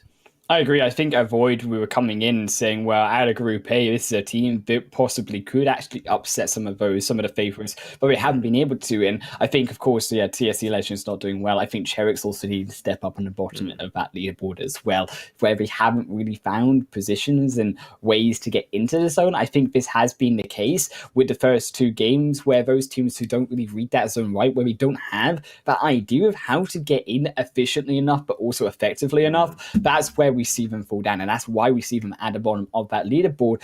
Overall, though, to look a little bit on a brighter cloud, they actually, we mentioned some of those teams are coming back to the top. I like actually the fact that we're seeing consistency through from both Team Savage and Example UK. And I think I want to praise when it comes to that positioning of Example heading into the zone, because they've been actually very good for the most part in getting to that late game for the majority of it. Yeah, which is something that we talked about in the past, where we want to see them fix, especially from PMNC. It was a little bit disappointing, to say the least, right? Like group stage, they've been hanging around like middle top pack, to say the least. Day 1, rank 1, right, in those finals, but like they have been gone since. But I think it was Naka to really make a statement for the team. And we talked about some teams needing to have that type of mentality, especially when you have, the hype coming in after a huge game to carry that over, but guarding that line to not go too far. Yeah. And I think example UK is still riding on that wave, and it can really add a lot of spice, especially based on the history and not being frightened at all in early game skirmishes. Yeah. I think that overall is consistency. We spoke about trying to find that team. Example, UK are possibly that team for consistency. They were very consistent back in the previous PMNC in the group stage, and in day one, it was just those second 2 days that really let them down, I think. But also, I think we have to note that Team Savage, who were favourites coming in, I think, to the finals, definitely with the audience more so voting for them so much, but actually to see them do well and have that consistency again, as you mentioned, 10 points per game is so rare for so many of those teams to grab it. However, I think that going into game 3, that's something, and through into game 4 today, we want to continue to see if they can keep that consistency, because I think that overall, you can talk about consistency, but a trade-off of that is that we've only played 2 of their 12 games that they will be playing through the group stage. Yep. I think it's just really hard sometimes based on these tournament formats. Whoever, it's like something is not fair, like in a way, but you need to bear with it. Like if you get to show first, you may have some of those like nerves, and you get to get analyzed first. But you know what, this time around we have many first times, and it's the first Miramar map ever for this tournament. First Miramar, and as you can see, Redmi Note 10 series, well, you, Corzan, at home, enjoy that super fast analog free PUBG Mobile with Xiaomi's powerful Redmi Note 10 5G. Buy one, get one free. No, I'm only joking. maybe they need a 3-point mode, to be fair. I mean, TSC Legends, they're still 0 points. I'm looking, Tarzan, I'm panicking, I'm hyperventilating, because this was a team that was supposed to go well. This was a team that was supposed to win PMCO UK. Even Judge and Euphoria, Bujo, they just can't do it. Hey, you know what? Sometimes it's about not used to the style of the lobby. Like there's different tiers that we talk about, different play styles across different levels of players and teams. You can catch them off guard. But you know what? I think they are angry. Like they're so pissed right now. They're trying to kill 20 players. I won't be surprised. I know, right? They like storm down everyone they see. I mean, to be fair, but not in an area where they could do that straight away. I think that you're probably looking again towards Chumacera. I'm very interested to see if teams do just continue to land on that path towards Chumacera. I hope and pray that they separate. I mean, separate not too much though, because I mean, look at an example. Cat and Aka, they're way down to the south, but Wrecker and Kindboy, they might be on an island of their own. Oh, it's hard. Like I think it's hard because first off, that plane path was from Impala to Valdemar. Like that is insane. It's very southern, and it makes so that the phase 1 can really slow down. Like when some of these teams are forced to be crowded on the southern side, whether they want to or not, to go for secondary drop spots, it's going to take a long time for people who will just run around, try not to get engaged on early if they decide to stay in where they drop, or for those who want to rotate away. Obviously, that's going to take some time as well, and you really want to be careful around that, especially after a decent game. Don't make me take my words back, Rupo, from Team Savage. That would be a good retreat from El Arsa, to say the least, and that would be Wreck and Black to claim that place to be home. And tricky circle on that eastern side, like the entry paths on that western edge will be tricky. Rupo. Big yikes. I mean, Tarzan, I'm not sure if it was like you don't want to see them do bad, or if you maybe just jinx them. I mean, a little bit of Maxman ink coming through here to you from that last event. You know what? Like, don't blame me. They've got so much chance, to make themselves look less shaky. Like these early game plans, and you can see that was just so bold as well, to drop alongside another team to say, hey, let's hot drop El Arsaha. But you know what? We'll come in, but we won't pick up anything, and we will slowly run towards the cast and rotate away. That itself can be highly punishable, but Red and Black didn't do anything there. We kind of get it as well, but Team Savage kind of dodged a bullet. Yeah, I think that overall you could maybe put it down to Red and Black, but maybe not an aggressive team. We haven't seen them really take those fights, and we are taking those fights. They've not really been in the greatest position to do so. I'm still to really see Red and Black at their peak form, which we hope there is still a peak form for them. But also, I think to peak through for the Cherriks, because they have just not had the rotations, have not had the real, I think, synergy as a team to rotate efficiently into that zone to even find those fights. We've seen them drop down so quickly in these last two matches.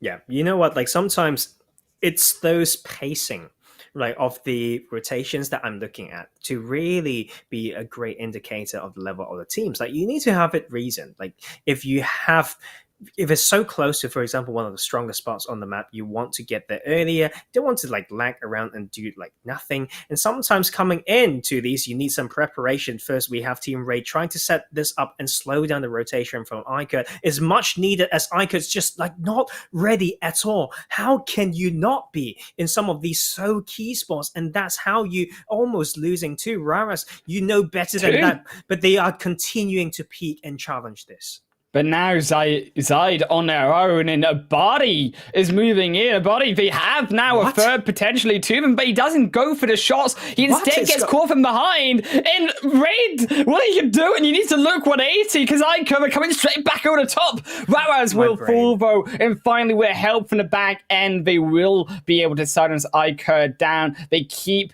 their 4-player alive, but that was a little bit dicey coming through. I think they're kind of helping it a lot there from the back and Triple Sports Club, that they have heard those shots, and you know that they will also be interested in that potential fight. Yep, I mean, but you know what, before we talk about Triple, that was so weird.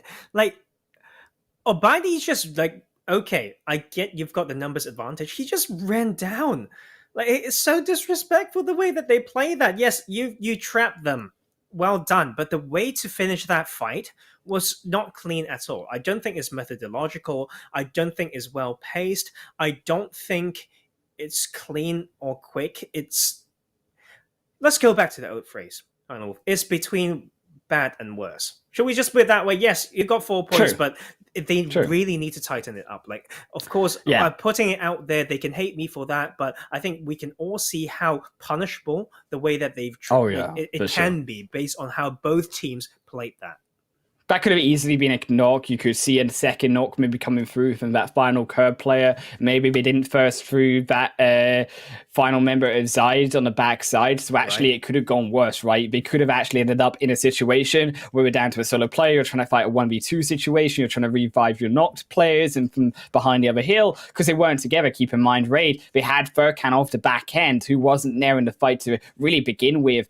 We look at rotations, though, and I think to really speak here, coming out of Chumacera and coming out as well from Picardo, these compounds, and heading in further to zone. These are what I'm really interested in, because, well, we got Uncle and we got Curd Victory over here on Chumacera side, but I'm also nervous to how Triple are going to rotate out Picardo, because so often we see teams get a little bit too comfortable on those lower tier play from teams, and then they find themselves caught in a position where we're trying to rotate it out of Picardo, or similarly, we can phrase this through onto Chumacera as well, and you're edging yourself down into really more open, into more expansive and more vulnerable here land on Picardo, or Miramar, should I say here, where you can be easily shot down.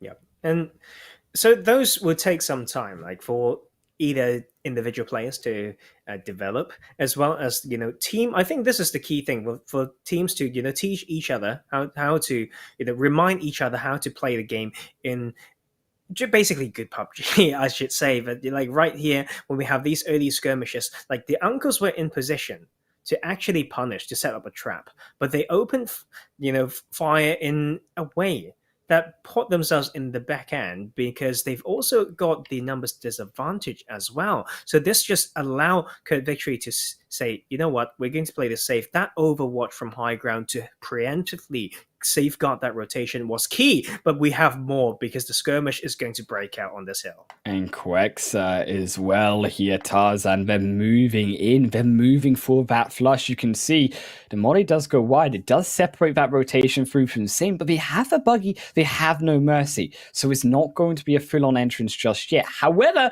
you do have a car. They are entering in from that other side. So Saint Saint, a lot of work to do on his front side. There's no mercy. Also going to smoke road themselves to the rest of their team. But it does look dicey. I think this tequila overwatch from Kurd, that's what's really going to matter. You know what? I think the question is, do you have to fight that? I feel like the uncles can test the water, can try to locate certain enemies and find a way to get out. There's certain lip on the hill that is actually possible for them to reset. And I think for a Smile to go over on the other side to overwatch from a far further angle is extremely important. But Curtis Victory to have that one player to look from the high ground is important. But right now, both of those teams need to ask the question and answer it by the rotation. Do we fight now or do we move? And if we... You gotta move. And right. Whatever they answer with, either of what they need to know how and set a timeline for that. But I mean, how do they move? Because when you look at those positions inside zone, now No Mercy getting caught out, Quexo, they found a Nox, and that's a crucial pick because now that front line has gone and Kurd Victory, they can start to press their situation forward. Saint and now also Smile, they have to move back because also look at the backside. Raccoon also flanking, so there's no more escape for the uncles. They have to take the fight, and Saint, they're trying to push back, but you can't push back because Kurd Victory, they've already surrounded you. But you know what? Like, they can stall so long. You know what? I take that back because they don't really have the loot to do that. So that is kind of what you may face in these early stages of the tournament. Full bandages. And reason, you don't have good enough information. So your whole phase one plan has been slowed down. And you know what? I don't like what Kurd Victory is doing here. There is a long way for them to go. They know they've got the numbers advantage. They at least knocked one. And then you should be from lobby, you know they are a trio. So that is them not using the advantage, and they are slowing down and hurting the chances into phase three. I mean, they're going for those knocks either way. They are trying to send the grenades on to Smile. Will it bounce back? Not just quite. A little bit lower, it would have found Smile, but they are so low that that could have been the first through. They will find the shots. A little bit of disrespect from Smile, considering which way that grenade did end up going, and now it is only going to be a solo player, and Saint will fall to Kurd Victory. They clean it out nice and quick and easy, but a blue zone has engulfed them. Not too scary, however, they do need to be wary of it, because as we mentioned, teams already going to now be approaching the entrances into that phase 2 shift. It did hard northeastern shift over, and I think that La Bendita is really where Kurd Victory, they're probably going to be eyeing up next, if not heading around the Picardo side and trying to make a flank, even maybe around Picardo Hill, which is a slightly longer rotation. But again, those options are limited considering they are going to be one of those last teams to rotate inside of that zone. Yep. And you know what? This circle is tricky based on how it complements the playing path somewhat for those who jump early, and for those who doesn't, it gave you so many possibilities in terms of the route to enter from the western side. So it tests these teams when it comes to ability to take these neutral fights. They will find each other on rotation. This might be one of that, and Cyrex is being put to the test. Oh, but Cyrex, sit down to Cable. Cable is that core player, that stable player as Cyrex that we wanted to take into account. But Scythe, they're also alive, but where is Scythe? They're on the backside, they're across the road, so it's so hard to get into that fight as a whole. Or should I say not across the road, they are behind the mountain. It is actually the rest TRG Direction who are behind the road, so they're the ones who are going to have to jump on into the fight, but they do so willingly. And now, unfortunately for Scythe, unfortunately for Cable, they just made that revive onto Prince, but I don't think it's going to be the case for the rest of Hype, because he is in a tricky position. He can't get towards him, and it still is that phase 3 zone. Tarzan, this shifts once more. Slow, very, very slow. TRG Direction with the double knot, and you gave the enemy time to crawl down, reset, get one revive, almost a second one, and you have not gotten anything. And now with the new shift, you may have yourself stuck on the southern edge when you could have controlled. You could have wrapped up the fight, confirmed at least 1 or 2 more kills, and then progress into more center, strong position. Now they have themselves stuck around here with many teams possibly coming around this area. They are in the middle of this road. This is a very linear fight, and it can be very detrimental to TRG Direction if they don't remember of the other sides of threats. There's a hill behind them and a road you got to cross. If a team then gatekeeps them away, takes them from the back, and surprises them, you could see a TRG that also falls. But unfortunately for Cyrax, they're also in a little bit of a pickle because here comes Yemen also jumping in. And well, this is where TRG, they have to not only contest 3 players, but they have to now contest 7 because there's a full squad of Yemen who are jumping in. But TRG, they still take down Mizagi, reduce it to 6. Can they take it to 5? Yes, they will. Vortex is also going to fall and make it even a third of Cyrax will drop through a third knock against him now 2 players. Make it 1 potentially. Oh, no. A Denny trying to survive. A Denny trying to look both ways, but they can't find the shots. Sprays down in. 90 left in the clip, but it's not enough. Cyrax, they have the HP. They will confirm away Yemen in a rush through disrespect. They will fall, but Cyrax still a question. You know what? At least Cyrax does one thing right. They turn their audio cues off when they had to. Just don't move, don't move, don't move. And to transition into that, baited Yemen into position. And then at least Cyrax will go out with 2 kills. But this will be the same story. Still, like, TRG need to think about it. They need to at least send someone. They don't need all 4 here to choke this side. Have a tactical split, then you can definitely funnel the side of Cyrax to choke them well. Right now, they have not made any adjustments from there, and they're trying to open fire to another direction. So right now, TRG is not making the most out of their situation, and they're trying to pick more fights than they can chew. And this is not a great way to play this game in this position. I mean, in the last 2 minutes of fighting now, 3 teams in a situation where you are slightly split, of course. So if you did find maybe a knock, maybe avoid, take one of TRG direction down, suddenly Cyrax, you see that in the kill feed, you got Cyrax suppressing you from the backside, you got Avoid with that angle, you do make that decision to revive. Well, Avoid clearly can shoot you down because you've already had a player knocked in that position. So it could have gone so much worse for TRG, and I think that they are very lucky to the fact that they had the end of the zone, taking away Cyrax's potential, taking away Avoid's potential, who also had to make that rotation in. Phase 4 does go over towards the junkyard, and around that center, around those hills, that's where we're really looking for these teams to take control of, because particularly the strength that you see heading in on all of that vision down towards the eastern side of that zone. It's a complete step down all the way to the edge. And you know what? This is going to be a cluster fight on the south side. Yes, it's 100 meters for some of these teams, but further than they think, it's going to be KV, TRG direction, as well as AV joining the party on that side. And then Cyrax on the long range, they found a way to get out. It's going to be so crazy on this side. It's going to be comms. It's going to be about landing those shots and thinking what the price is if I do this right now. But TRG, they're losing another. Look at Cypher on the backside. They're taking down Nexus as well. And Rattle's now gonna fall. Yes, Tequila gets knocked, but it is disaster. And a big disaster for TRG. Nexus is the only one alive. They did not make the rotation in. They took too many fights. What did we say, Tarzan? They get smurfed on. And now KV, they're moving in for the flush. TRG, there's nowhere left for them to go. They take 3-4 different teams if you take into account Yemen. It's good. It's great for them to use the VODs to find out what they've done wrong. They absolutely have the strongest position to rotate into the current strongest position earlier, but they didn't take it. Just open too many fights. You know what? I'm going to give them a bit of a break. Okay, I think I'll leave them to look at what they needed to do and decide of Avoid here. Open fire a bit earlier when they could have gate kept. So I was going to go a bit harsh on them as well, but they made a break for it and now trying to control this segment. But there's more. There's more that they need to consider. They play 2 edge positions in 2 consecutive circles, and they need to know what that could mean. But there's also TRG losing, but that is also Avoid opening fire against more than one team. Avoid, we do find KV, current victory. They better step a little bit up because here comes a grenade back down, strikes a double. Wexa, see you later. Is Cray, takes another in. Will a car defend? Tries to chuck one in themselves, but it's not going to find any. Does take them all over. Maybe a car could find something. Is now the molly, but it comes not quite through the rock enough. And now he will step back. Now he will use the ridge line and Avoid. They have to enter a little bit in, but look who's also behind them. Third party, Triple Sports Club are here to play as well.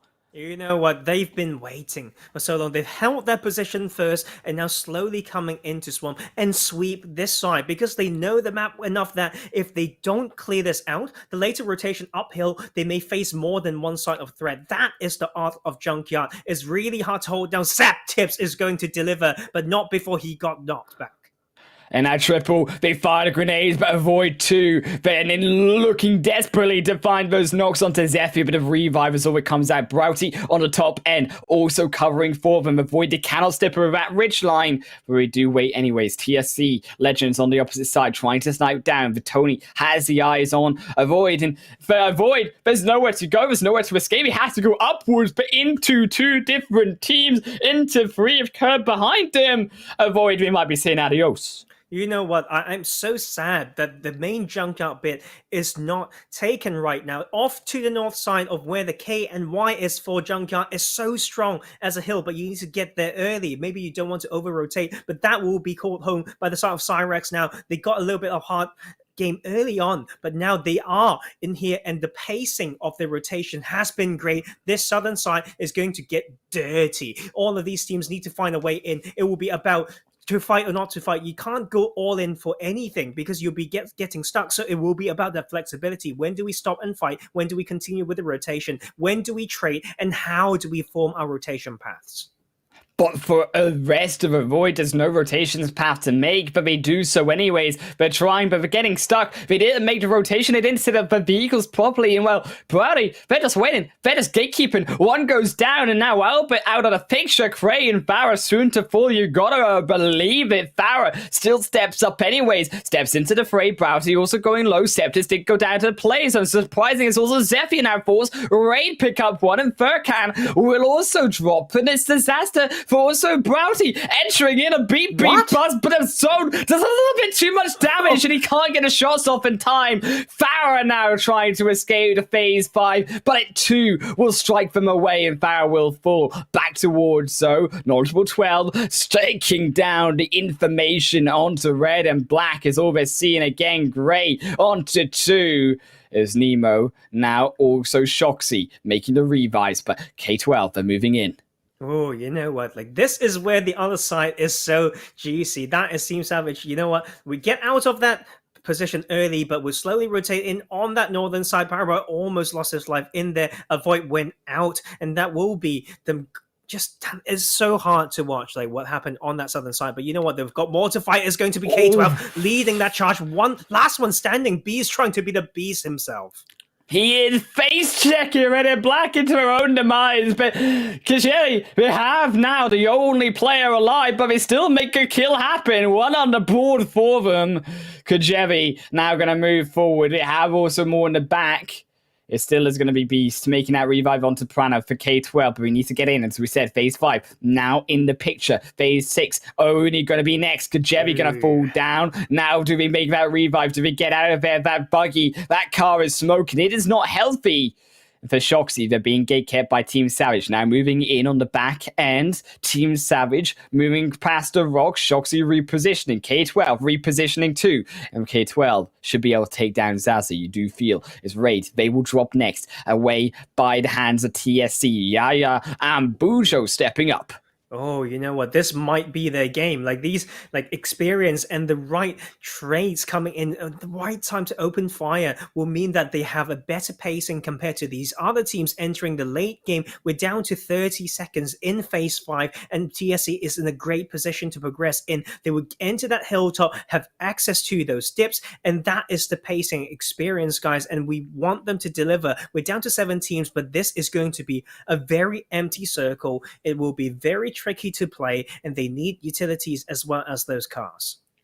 Sherrick, I feel for them. You've got to think about now the healing strategy, but healing is nothing going to be the case here for Team Savage. Double drop, double dosage is now making it a triple. It's K12 to be first of the way. Team Savage do confirm the first kill of the game, but they lost half their teams already from it, and now Yuvi as well on the backside makes it so difficult to really contest overall. Zaza as well trying their best overall to enter in, but shot each and every way. Zaza, there is nowhere really to go at this point a little bit late on that rotation, but we still survive anyways. And now the revive's going to come through from Team Savage, but look at TSC. You mentioned their position inside zone, Tarzan. Cyrax are moving in, but we just cannot manage it. TSC, they have the control. They have this game in the bag, you got to think. You know what, like with the numbers advantage, it could just well be the case. You can see they are so aware of, although they want to take a more center position, the 360 awareness still there, everyone to take it off a side, and that will be Cyrax. Actually 8 kills on board. Yes, the trade was made, but that is a great amount of points for them to come in. Cable with the Overwatch will strike from outside the zone. That will be more for him to deliver though. Only with the red dot and more distance to cover, it's not going to be easy for Cyrax, but they have done quite well so far in this game 3. And considering that Cyrax, they were getting caught on the edge of the zone, but they're still alive and trying to take down Euphoria. But finally, they will take them through. Yeah, Jaja confirms Keeble out, and so with it, the rest of Cyrax. Sherik, though they're still alive. Sherik inside the final 5 for the first time, alongside now RLX for the second time inside that final 5 too. But can they step up with the kills? That's what we're really looking for them to bring to the table. We're red and black. They will be no more. Down as well and out as Sherik still entering up. Still trying to find out flank, but Paraboy has their eyes on every single one of those players. You know what, like Team Savage is still a little bit slow when it comes to getting and capitalizing on their position. Yes, of course, that mid-game double knock on themselves will make it a little bit harder, but if you want to kill anyone, that would be the chance. Sherix, another passive team, would get knocked, and that would be Powerboy just pushing in. Got no fear. With that Tommy again, he tries to push more, but that will be the control coming in after all. 3 up top looking for him and overwatching. He needs that control, and the new zone actually will go over to them. That is the important mindset, not to go too far, just wait for the shift, and they need to control the circle right now. Team Savage should do control their circle, though if they can just step up a little bit more. It did shift over towards the northwest inside, and well, TSC Legends 9 kills on the board for them. He's got a little bit of walking to do though, and walkies maybe Team Savage taking 4 around the rock, around the ridge line. He has their eyes on target. Shadow as well, but it is a 3v2 situation. That is why you see Rupo off the backside, also rotating in, also trying to find that spot over the top. They found Tony, but can't first out to kill Rupo so low. He has to step back, but the zone is right behind him. And they pick Pinsett. They're getting cornered. You know what? Like, that was so hard to play. Like, and they found the position, and TSC was ready as well. They slowly creeped up, and they just find a way to peek and shoot, but that is Shadow with the return, and that would just really slow them down, and that is not going to be easy. TSC may need to make the trade, and will need to think about using soft covers. TS can maybe come in and get even more. And TSC, they're still finding against them and no, but they're still finding potentially a way into this fight. Still, they have the ridgeline. They have now an entrance into zone. They make that revive happen. RLX now out from the backside, so we've not got a third party behind them. It's only going to be them, Team Savage, and the Sherricks inside this final 3 teams of the third game. Team Savage Shadow does spike out Bujo behind, does have the patience, but shoot him down. Go! Shadow gets him. Finally, they step up. Finally, we take down a second. Euphoria with his back turned as well. And it's disaster for Team Savage. They have eyes not in the back of their head because Sherrick don't even turn in the fight. They let Team Savage take everyone through from TSC. But now, do Team Savage have the confidence to push in? Well, yes, they do. They take down Jaja. They look for the final one. But Tony does strike one in return. But it won't be enough. TSC down in third. Team Savage take through second. And now it's Sherricks. But they have to survive against a ruined Team Savage. But do Sherricks go in? They should be. And you know what? That's the prime time, and that's important, and they made it count. I can't believe they took that. I thought they were the most passive team ever, but they made one thing right towards the end there, is to strike at the right time to stop the reset from coming through, and they take the chicken dinner. Oh my, yeah, I just did not expect that at all.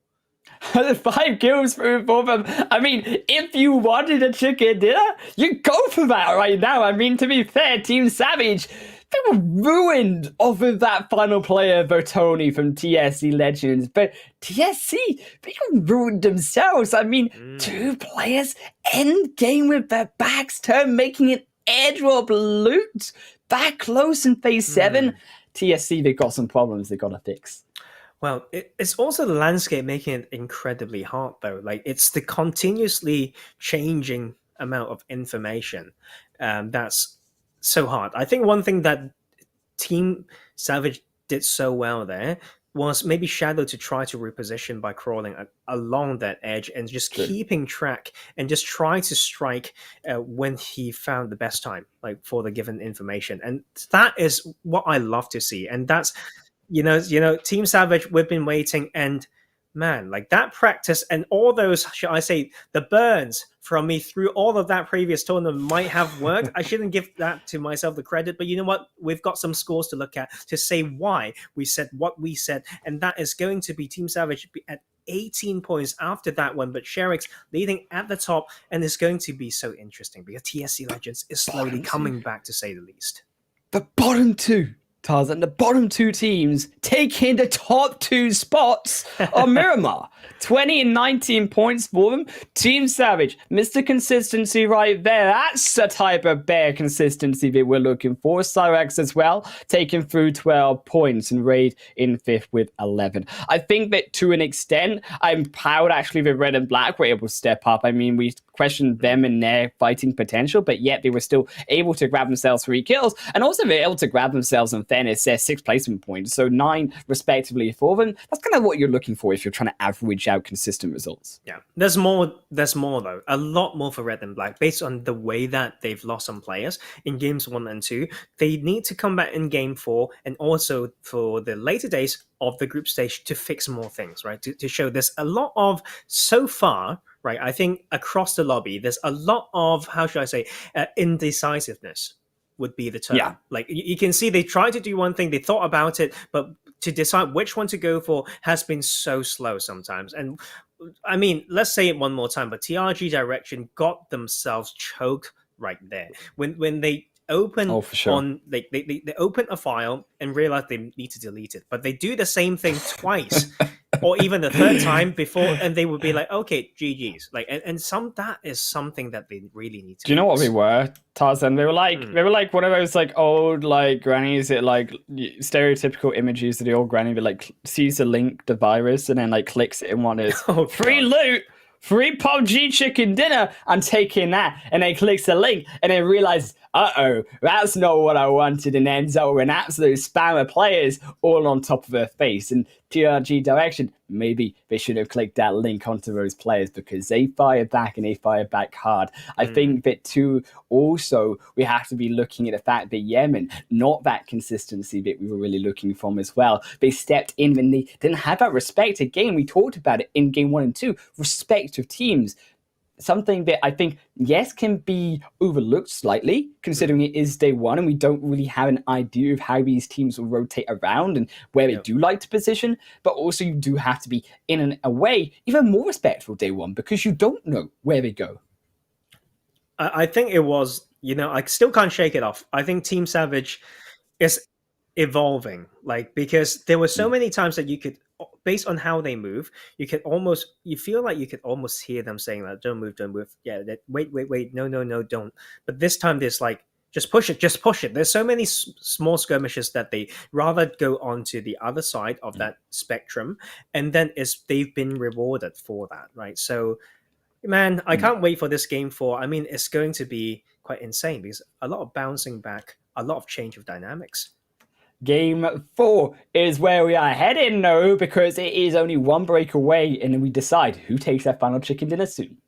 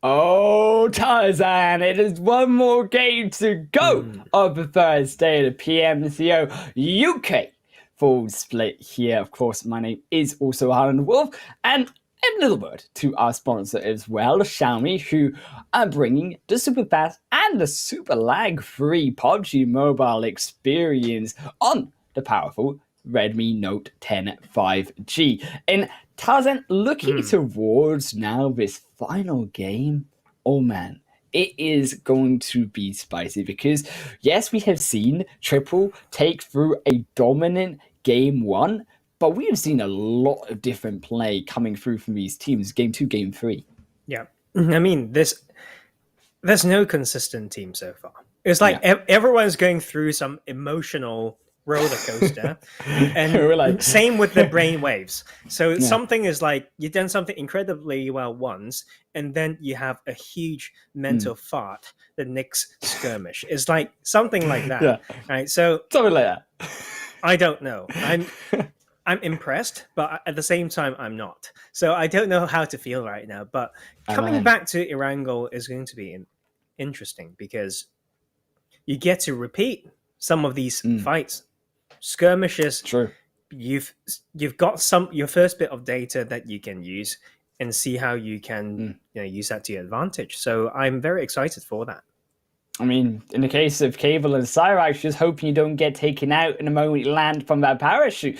That's what they're hoping for as we head through to the overall stats, exactly where Cyrax and our other 15 teams are currently positioned on after 3 games here.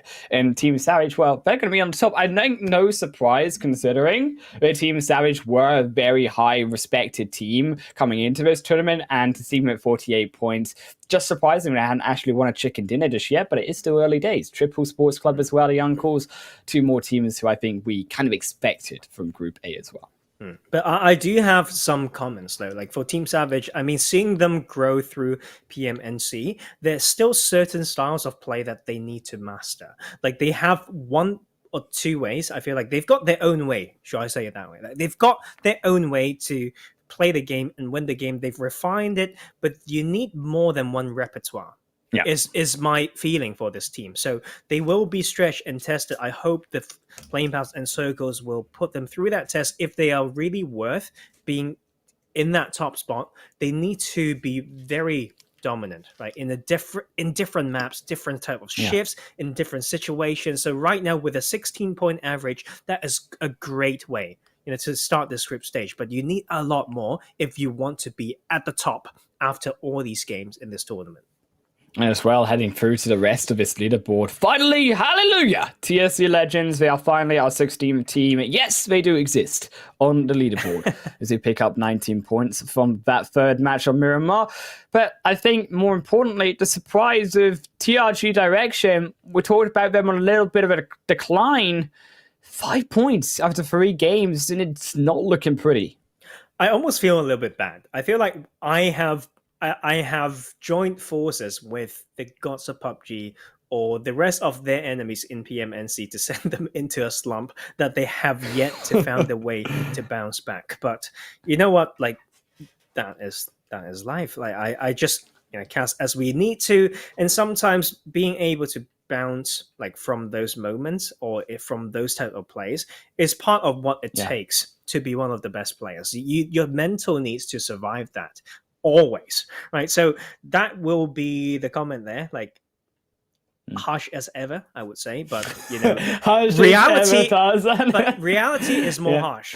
To be fair, the scene is more harsh. To be fair, and the thing is, there will be naysayers or whatnot, but when you make a bounce back, when you make a statement, when you play well, I will promise you that you will get the credit that's due. Right? That is the only thing that I can say. To be fair, I mean, trying to please Tarzan guys at home is like trying to pass the Gao Cow in China. That's what it feels like sometimes. So don't be sad if you don't impress them after the first day of play. It takes a little bit of time. But I think also to really impress, I really want to see something a little bit more coming through from RLX Esports, because only 7 kills, but 22 placement points. Yes, they're brilliantly consistent so far across these last 3 games at getting inside that top 5, but very passive. I think the thing with this type of stats is that, one, we have to wait to see if the trend continues. If it's still that way after maybe 2 more games into their second day of play, then that really shows that they have strengths in rotation or maneuvering through the map, avoiding actions, but not making the best use of the positions that they pick to hold. And that is usually the indication there. So it's actually not that hard to fix. Sometimes knowing that macro play, knowing how to, live till that end game is a lot harder. But the 3 games now, that will be, they're getting there, but we need more. We need more. And certainly on a journey, as we say, but it's still a long and crazy wild journey to go. I think that going into this 4th game as well, we will dive straight onto the playing path. And a final word to our sponsor here, Tarzan, as well. The most beautiful 4th match here with none other than Xiaomi, enjoying here always a super fast and lag-free PUBG mobile experience on the powerful Redmi Note 10 series. As you can see on your screen, that is some beautiful stuff. Wait. We've got a little bit of a repeat, didn't we? It's a little bit more northern. This time around from the other side. We had, what was it, a Lepovka?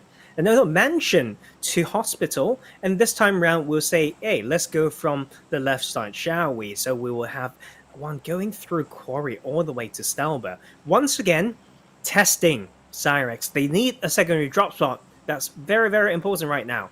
And but if they don't, they need to find a way to get in now. So it's tricky. But last time it's so far from military base island that we don't know. We haven't established whether there's more teams who love that southern island Wolf. I think for Cyrax, they definitely can see in the first game really struggling. I think, of course, their second drop spot being taken up by TRG direction and showing us something strong in that first game, but it was only for really a brief spurt because actually TRG, as we mentioned, they've only got 5 points so far after 3 games, and it is nowhere near the result that we were expecting coming through. I mean, I had TRG when I kind of predicted my teams to probably be inside the top 4 of Group A, at least by the end of this group stage. Not the case, so I feel anymore. That's where we agree to disagree. But you know what? Because I'm just harsh, but I think it's that effect that I like talking about from one tournament that can carry it over to the next, right? So it seems like that is something that I don't want to be right on, but is somehow still showing those signs, right? But what's interesting is, once again, a little bit of complementing of the playing path, at least for the early parts of that playing path. So we have a very southwestern circle, phase 1 circle, that really rewards teams who know Quarry, I should say. And the early game, Savage and Shadow, who's been popping off towards that game 3 right there, and now landing some of those early shots, but Yemen Esports will be able to maneuver away. So this is great. I think it really shows, it's not showing the enemy teams all your other cards, but because of the playing path, it's showing you half of them. Right, so that will leave some mystery for the other teams who are studying this map or this game, and there's even more to consider, especially for Southern Island. Well, consider the fact that this zone, Tarzan, once more has gone where the playing path started out, but of course to the western side of Erangel. So actually for these teams, a lot of who did drop later on, I don't think it's so undesirable of a point to have to rotate back into, considering that they still have a lot of that northern side to contend with. However, the fact that Georgia Pole and the likes of those hotly contested spots up towards the northwestern side will be in zone by phase 1 means that teams probably not willing to leave. So as a result, if you do decide to make those wider rotations, you're kind of hoping that that zone does shift again towards the southwestern side, because if it continues to stay to the northwest, you're looking at a position where you're trying to get across those bridges into Georgia Pole from the north, and it's just not going to happen.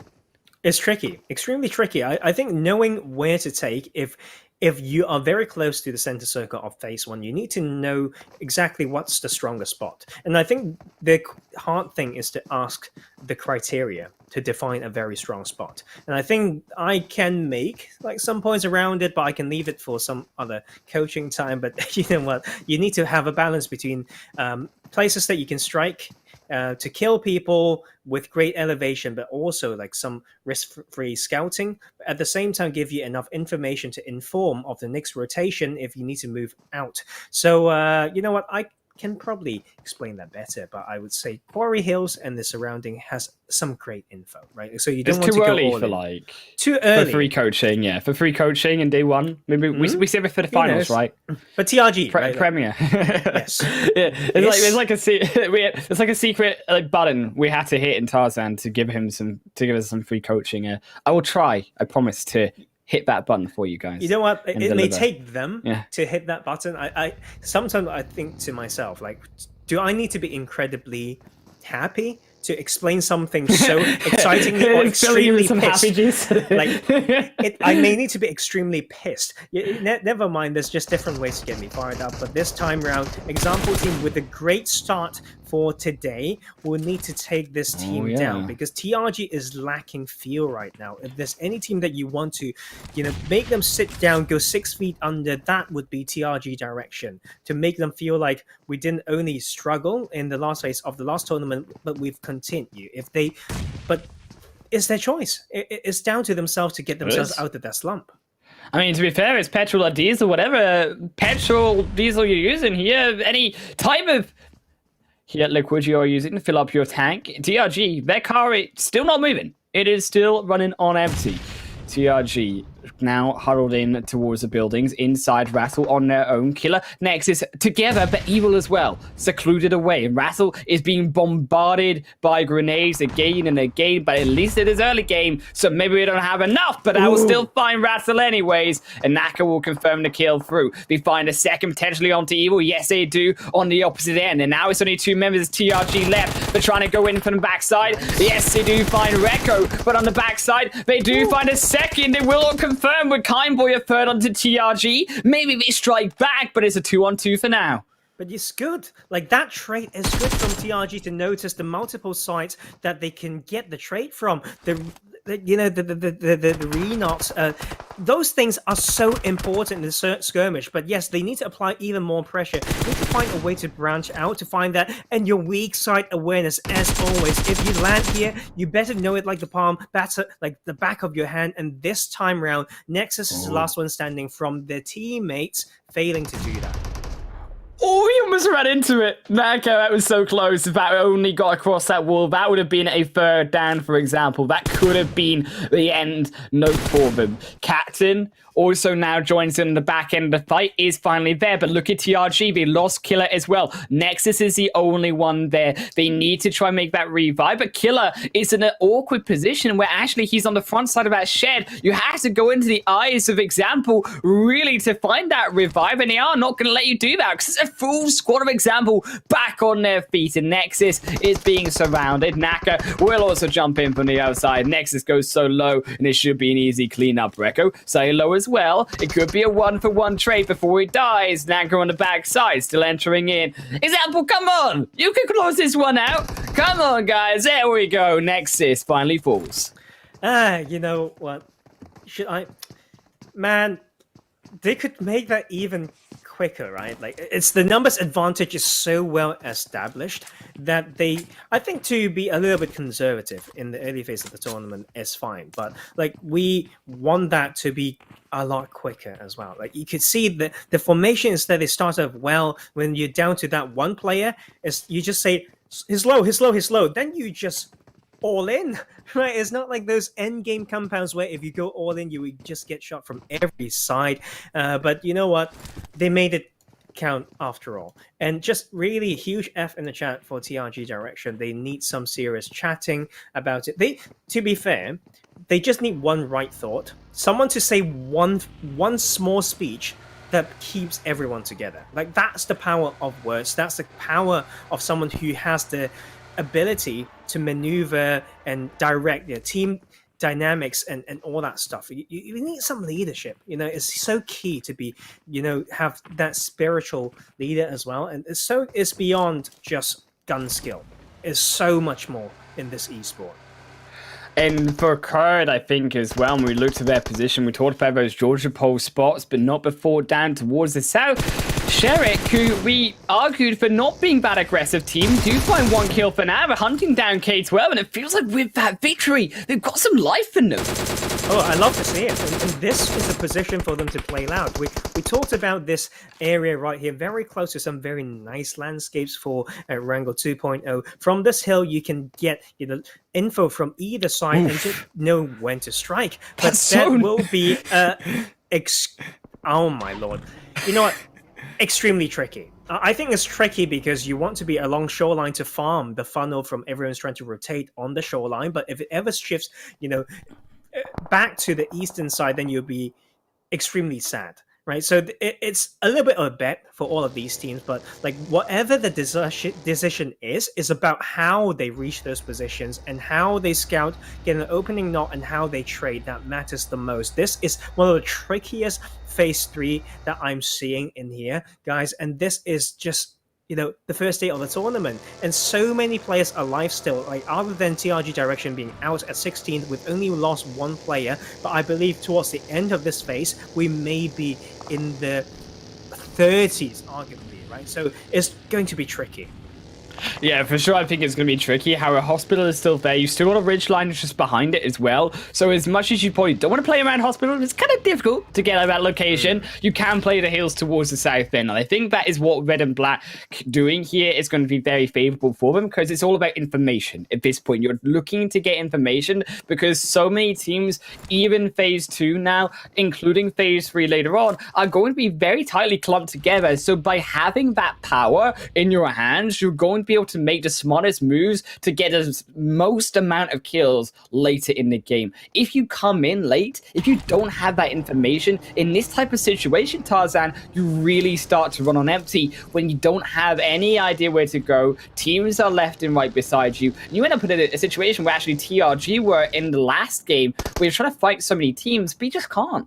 It is extremely hard. I think they learned the lesson, but sometimes got, pushed towards the other extreme a bit too much. Sometimes that's the issue. Like if you just can't maneuver your mental state, I would say, and it's a group effort. Like obviously everyone's got their part, but it's just extremely hard if you don't have teammates to do that with you, right? But this is a great circle for one huge reason, Highland Wolf. I think it really tests or forced the teams and players to showcase what they know about the map. Like what are strong positions? Yes. How do you get some good splits, around a particular landscape? Which hut is particularly strong? Can you find the best hay bale? Can you play this compound this way? If you split, how big do your split need to be to cover all weak side? Like all these questions are extremely important, and I think those who knows that well shall be heavily rewarded as always. It's just map knowledge and hard work. But if you are in a situation like Team Savage, you're on that coastal line, how do you control that? Because you are on the edge with a location everyone wants to take. I'd say just know how far you can control your sightlines and be very aware of where you don't have info, and then start to have a plan now. Okay, there's a lot of teams still on the move, like in this phase, but if your team that have found a place already, you need to prep for the next phase. If it goes there, we should do that. If it goes there, we would do something different. So those should be discussed already. And now that we've seen the next zone being not so crazy, we've still got some water in play, but that is where these teams execute. They need to be quick. They need to be prepared on that second where it pops is go time. It is go time for, unfortunately, the rest of Yemen. Might be good night as they two fall out of the picture, being kept away by Knowledgeable 12 as their also code victory do continue their push inside. They have gone as quick as possible into this zone. They do control those hay bales, but they have a little bit of those ridgelines and a little bit of flat space to work with that isn't so favorable. And against Cyrax, they have those eyes, that information already on them, and this is what we said was so important. When you have that information, you can start to pin code victory on the edge of this zone, and if you can hold them for long enough with this phase 3 jumping on in, they start to run out of time come phase 4 if you can keep them in that position, as we say. Team Savage are letting players through, though, into zone. And this is also a concern because Team Savage moving in, by letting teams leapfrog above them, then it makes it difficult, even more so, for Team Savage to jump in as well.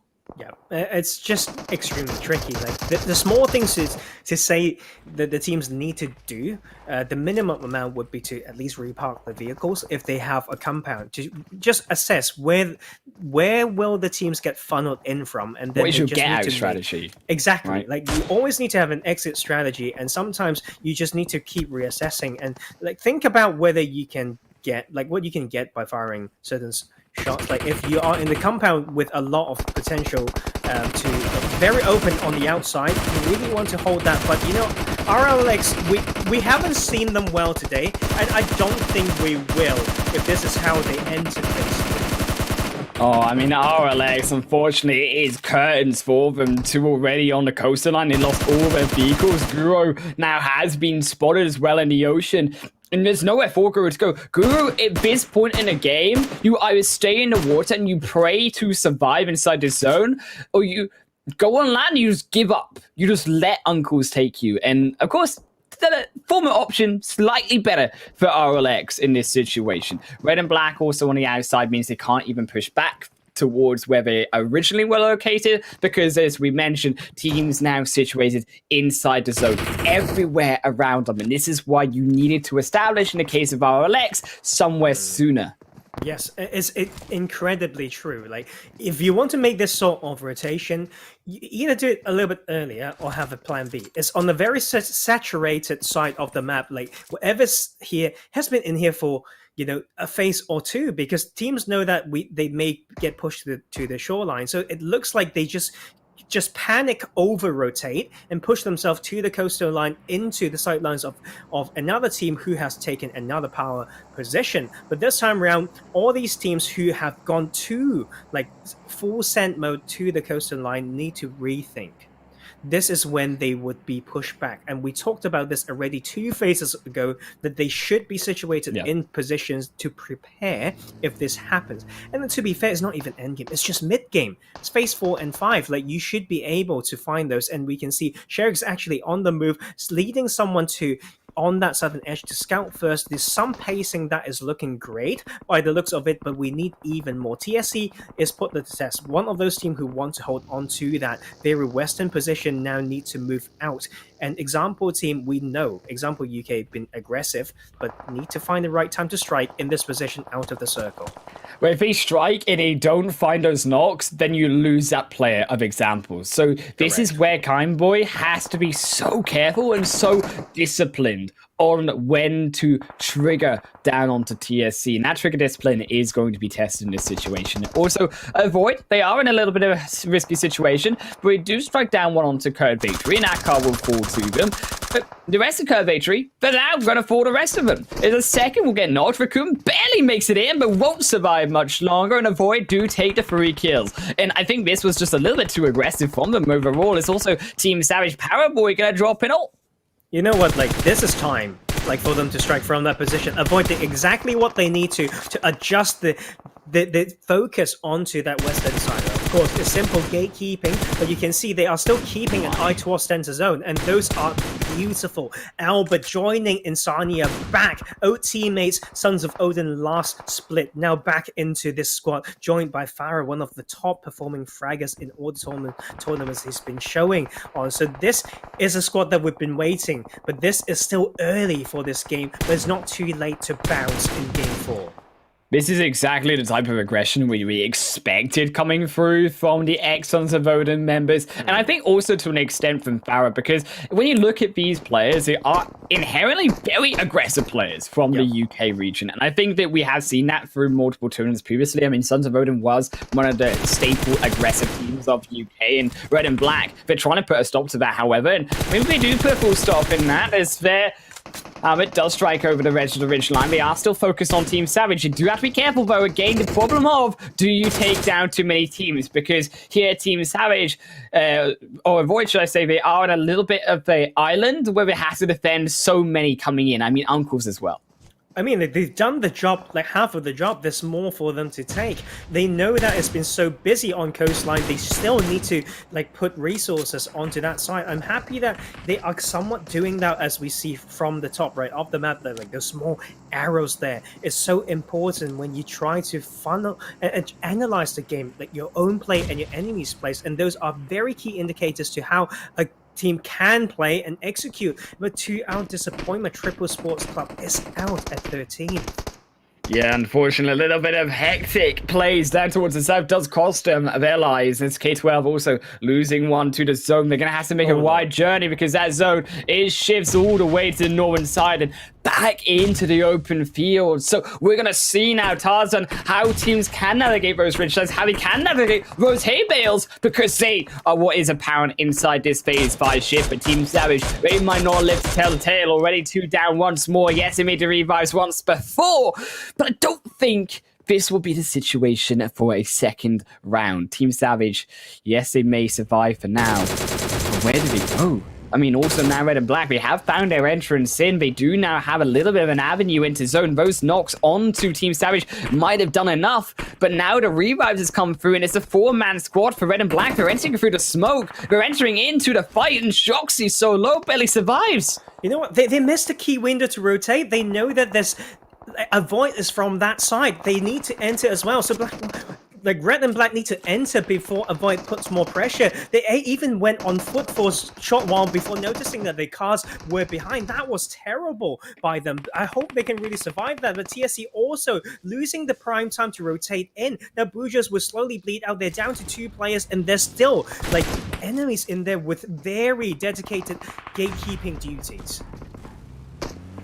Oh man, and now Avoid and Sanya on the rotation in, but it might be a little bit too late. Albert has been left to gatekeeping duty on everyone from the back end, but look, they're holding the fight. Red and Black are still there, they're still alive. They are finding now those picks, and now also Avoid, they lose Farah, they lose Insania. It's 2 down for them. Albert barely alive. They do take through Jaja, but Tony for TSC. Legend is a solo player. Here it might be a solo rest for Red and Black, as they do lose 2 as well. It is Nox, but no team falls down just yet. Maybe it will be R&B though first, because they lose a 3rd, but down to only Nemo, and they're not going to find that revive. They're too quick, too far away on the Nox from every other side, and now it is 4 kills for Avoid, but they have to move Albert in. They need that extra support, Tarzan.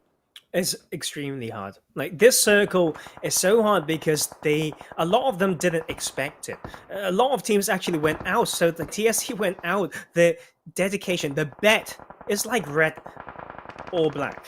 Right, and they picked the wrong one, and then they just get punished. And we're down to, you know, this very tricky belt of the map where it's about the knowledge of every hay bale, like every bit of position, the timing. So today's been great so far, and Red and Black, doesn't matter, Red or Black, both is out. And that is the problem with the rotation from that position as well. But Sharix may be here to get even more, but we may have jinxed them as they lost so many and down to 1 player right now. Down to 1, and Raid also up to 4 inside the zone. Tarzan, they get it gifted to them. We talked about gifts maybe being a little bit of a blessing in disguise, maybe be the devil here of Raid, because there are still 8 other teams alive, and there's a lot of players to try gatekeep away. Notable 12 also entering in for the south side, but look alongside them, you still got those members of, I believe, Cyrex moving in too, so they are alive. They are here to try stay inside this game. It will be example team. My apologies here, Cyrex. They are still alive, but slightly more towards that lakeside. Inside the houses, they will stand, but outside the zone, they need to move in. You know what, like, Cyrex been playing great. Like, they had many chances to open fire. They have certain splits. They've got sight lines, but they just want to play the map first. And they picked this side, and it's been rewarding them. They will come in with great numbers advantage, and they are still striking, putting a lot of pressure. They did not need to use a lot of utilities. This is looking great for them. Yes, I know they're on edge, but we're looking at the cluster in the middle with everyone's just really hurt. This is great from Cyrex. This is what we want to see and expect from them. Oh, but a Void, we've got nothing left. We lose another player, but not before the rest here. Yemen will fall below them, and now the rest of the Void up to 7 kills. But can they keep Farah alive? Can they get those placement points? Because there's still 8 teams alive, which means the placement points, they are not high. They're not high at all. And Team Savage are hunting them down. They take down Cray, and Sherrick will find a kill. Aggressive now. They wake up. Avoid maybe going to sleep down to the final player. They find Shadow. We put Shadow to sleep. Good night, sweet dreams. Maybe see you tomorrow, because now Savage are in a problem. Here is they also down to 2 players, UV and Rupo. They're split. They're on their own. They're isolated. Farah sends a grenade straight onto UV's face, but it goes wide. He stays alive for now. Second, cooked up too. Oof. But the weak side. It's so hard. I think in this type of situation, yes, you get some elevation from standing, but as it just everyone's trying to crawl in from the edge, it like standing up just draws a lot of attention. But sometimes it's just between bad and worse, like when it comes to the options. So like this type of elevation that we see some of these players want to do in these central small houses is extremely OP. Only if you know how to get up, and I don't think that is easy. So no thank you is what he says, and no thank you is what Raid said, and Raid will take them down. But also from the outside is where the risk can always be around these hard covers. Oh, and now Raid, though we have the players alive, but the zone goes away from them. An example, UK, they take that zone, they take the ridgeline over towards them. Still, Team Savage alive, they move in even further. And also Raid, as we mentioned, just down towards the south of them. But I think now the position is, can example holders? Can example, as a 3-man squad, defend against the rest? Because there's again hard shifts away, but they don't really have anywhere but that ridgeline to control. It may be enough. Yeah, you know what? Like as a trio, they need to think, how can we position to be a 3v2, 3v4 from time to time, and not 3v9, right? So like when you have the position in the zone, you need to decide which segment you want to control, because you can't fight absolutely everybody, and that is Cyrix clumping there. They don't have a choice to, and that will be terrible for them. Oh, Cyrax, you feel that pain. Clumping is never where you want to be late game. And they get punished for it. Rupo punished by the zone, but not before he takes down Joker. And right down to a solo player for him as well. Making a duo, should I say, is Ferk. Ferk is alive still. Furkan and now Scorpio move away in, but also insane Joker. They're crawling. They're desperate. Cyrax, they're desperate too. Solo health bars, 3 kills for them. They have a ridge line, but example, they have waited. They have waited until the end. Rekko has been spotted. Can they find Rekko? They need to find Rekko. The cable, the zone's going to eat him up instead. And now Prince and Hype are on their move. They're trying to evade what is the Phase 7. Is going to chew them alive. It's going to spit them out in the face of example. And now Prince is on their own. Only Prince will survive. Hype surely cannot move anymore. Is Phase 7 continues its oppression. Furkan now moving in as well. The rest of Raid on the flank side. Example, they may be too a little bit interested in Cyrax. They've got to keep in mind there's another team. Yes, they take down Hype, but Prince is that solo player. Prince also going to punish through the rest of Raid. They cannot find a break in this 4th game. And now Captain Rekko. They, the 2 solos here remaining, for example, inside the zone. One still tanking up Phase 8. And that's going to be a 3v1. Example from the position, just holding so well. It's time to wrap it up. And they have done exactly that. And you know what? That is what we want to see from this team. And it's just so much better than what we expected. It's like they're changing my perspective. Like I said, when there's credit there to that's due, I would happily deliver. And to first decide to hold a position that gives them options and not overcommit to coastline like many teams did, they actually, like, that was the best decision they could have made today. Yeah, I think that overall, their Raid, they were very patient, and they played, of course, for those placement points. Yes, it didn't work out in those kills, but they were still able to pick up those points, and they were able to be that consistent team. And that's what matters when it comes to that final game, to pick up those points, because they were looking a little bit dicey after their last 3 games results. I think also, to be fair, example UK stepping up again in this final match. And yes, we have been consistent-ish. Yes, we've seen them fall a little bit over in Sanhok. If we remind ourselves back to the second game, game, but again, stepping up where it needs to be. And that's what we want to see. We want to see these teams on their mental state, even if they fall down the game before Tarzan, to be able to get it back together the next game they go into. Exactly. And today we've seen actually, how would I say this? A lot of indecisiveness that is arguably understandable. But also, what I'm happy about is you can see a lot of good thinking coming through. It's the execution and the pacing that is kind of messing it up. But the thinking's there, right? So as someone who wants to see, just love seeing great PUBG and get absolutely switched on and turned on by great play, and that is a good way to start day one and to set us ourselves up for the expectation to see even more. Yeah, I think overall, actually, to be fair, that we have seen a very wild first day, we could say. I think it hasn't been the cleanest of PUBG. I will be the first to admit that we're still expecting a little bit more when it comes to these 16 teams. But we still have Group C and D tomorrow. So there's still a lot more to look at. I mean, we've only seen half of the field, and we've not even seen Gaijin, we've not even seen Rescue. And just a little hint that Gaijin, obviously, they did change their roster. They aren't the same team. You still see Prado and Costi, but on a different squad tomorrow.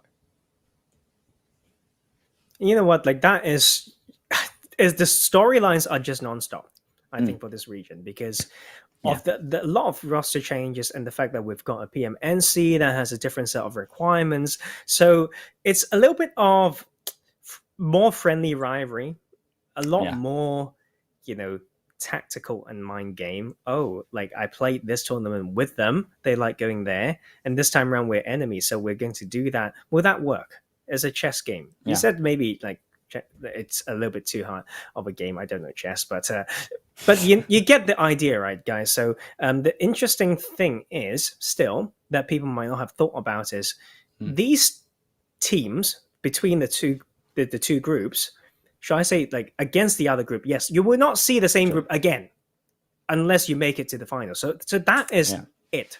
Like, so you can study them, but what for is what you need to think about. Like, you need to first focus on teams in your own group because you've played them many times, right? But if you will play them at least like 12 games. Right, so if we did the math correctly, so the planning is key here, and I want to see a lot of good plays, and have people in our DMs and say, you know what, I like that comment or whatnot. We've done this, and we are confident. So you know what, like, feel free. We're up for some stories. But get this. This is what is wild. Is that Group A and B, they're not going to face each other again in this group stage. So every single time these groups face another day of competition, they're facing a different set of 8 teams. And yes, I think rightly so, they are going to do their homework. They're going to have to do their homework in tomorrow for Group C and D, because Group A and B, well, A is facing C and B is facing D day 3 and day 4. And equally, Group C and D, they're going to have to do their homework today if they haven't done already to be able to catch up what Group A and B can offer for those days as well. And I think those who do that preparation work, those who do that really important pre-game, before you even get down in the playing path, understand where you go, it's going to save you from these mistakes like we've seen today. Like Cyrex getting hit down, game number 1, first, second in the game. And like we saw so many times, teams may be splitting. Game 3, for example, where Example got so split overall, but albeit we have had 4 games, we have to see even more in tomorrow Group C and D, as we said. And this is, before we head through to the end of tonight, the results after 4 games here, Tarzan, from Groups A and B. Team Savage still in the lead. Example, with that dominant victory, do take that second position. Very, very good point average there. And you can see the kill points is because they've been surviving for so long. I'd say in these games, they slowly getting those kill points as well. But like placement point really leading, they're almost a 15 point match average. That is great to see. And Cyrex, I'd say, would be the team that actually haven't disappointed disappointed us. Like, I think, yes, it's a little bit of cold feet or whatnot to start off with, but the style is coming through. Even in the late game earlier that we saw in that last game there, like Cable tried to enter from away to buy time for his other teammates to enter. So there's certain basics from the team that really is still there that explain why they did so well in the previous tournament, and there's more to show. Yeah, I think as well, considering that Sherrick's actually on this leaderboard, they've been able to grab themselves to 8th position. Considering a Sherrick's, for on 1 point after game 2, they've done massive work. Yes, they kind of got a very passive game 3, a lot of points there, but all credit to them, they were able to survive to that first place, and actually they did decently well in that final game as well. So they were able to grab themselves a point where it counts. They were able to grab themselves 11 kills and those 19 placement points. Not so much can be said, I think, for some of these other teams. Like we mentioned about TRG Direction, still to get off the bottom in 5 points. But I think, as you mentioned, very surprising that Avoid haven't had that series of games that we thought they would. Yeah, I think it's the same for TSC Legends. There's something that I feel like is within the team, that there's some sort of maybe difference in play styles that hasn't really come together yet. And I think that is definitely one thing that affects the team when you just keep playing with different people. Yes, sometimes you need to play in a different environment to learn things that you otherwise wouldn't. But especially for PMCO, you really need to put everything in. Like, this is where the difference actually is being made. You can get picked up by a bigger organization and whatnot. This is where even, the money amount of like prize money that matters really come in. So like it starts from here, and this is where I want to see this scene, this region slowly get stronger as well. And I think very much so a cultural thing sometimes in terms of how teams end up being. And you can see that is exactly why certain regions have certain teams being incredibly strong, because in the culture, people fix things than leaving things or whatnot. So I don't exactly know. We're very mixed in terms of like that background. But you know what? Like, using this same chart, we'll progress into seeing these teams into group C and D, which we'll see tomorrow. Yeah, and rightly so. Excuse me, which, hint, hint, do have Prada and Costi, so we'll see what they can bring. Very aggressive, mind you, from PMNC. We'll have to see if they keep that up, as well as Conqueror. UK, I think, really the other favourites coming in from this list of Group C. And also we'll have a look at Group D, we got to imagine, as well. But I think there are, when it comes to Group C and D, a lot of unknown teams, considering the opposite that we saw in Group A and B, right? I mean, yes, also you have in Group D Most Wanted and 777 and Arena 51, who all came through from the spring split. The rest of these teams we've not seen before, I think, apart from Spilt, to be fair, in PMNC. I'd say Crazy Click Risk Up is also from PMNC. They just call Risk, I think, but they did pretty terribly, I have to say. It's almost like they don't belong, like at that level of play, but they made it here again. You know what? I've been harsh, but I had my reasons based on how they made rotations or whatnot.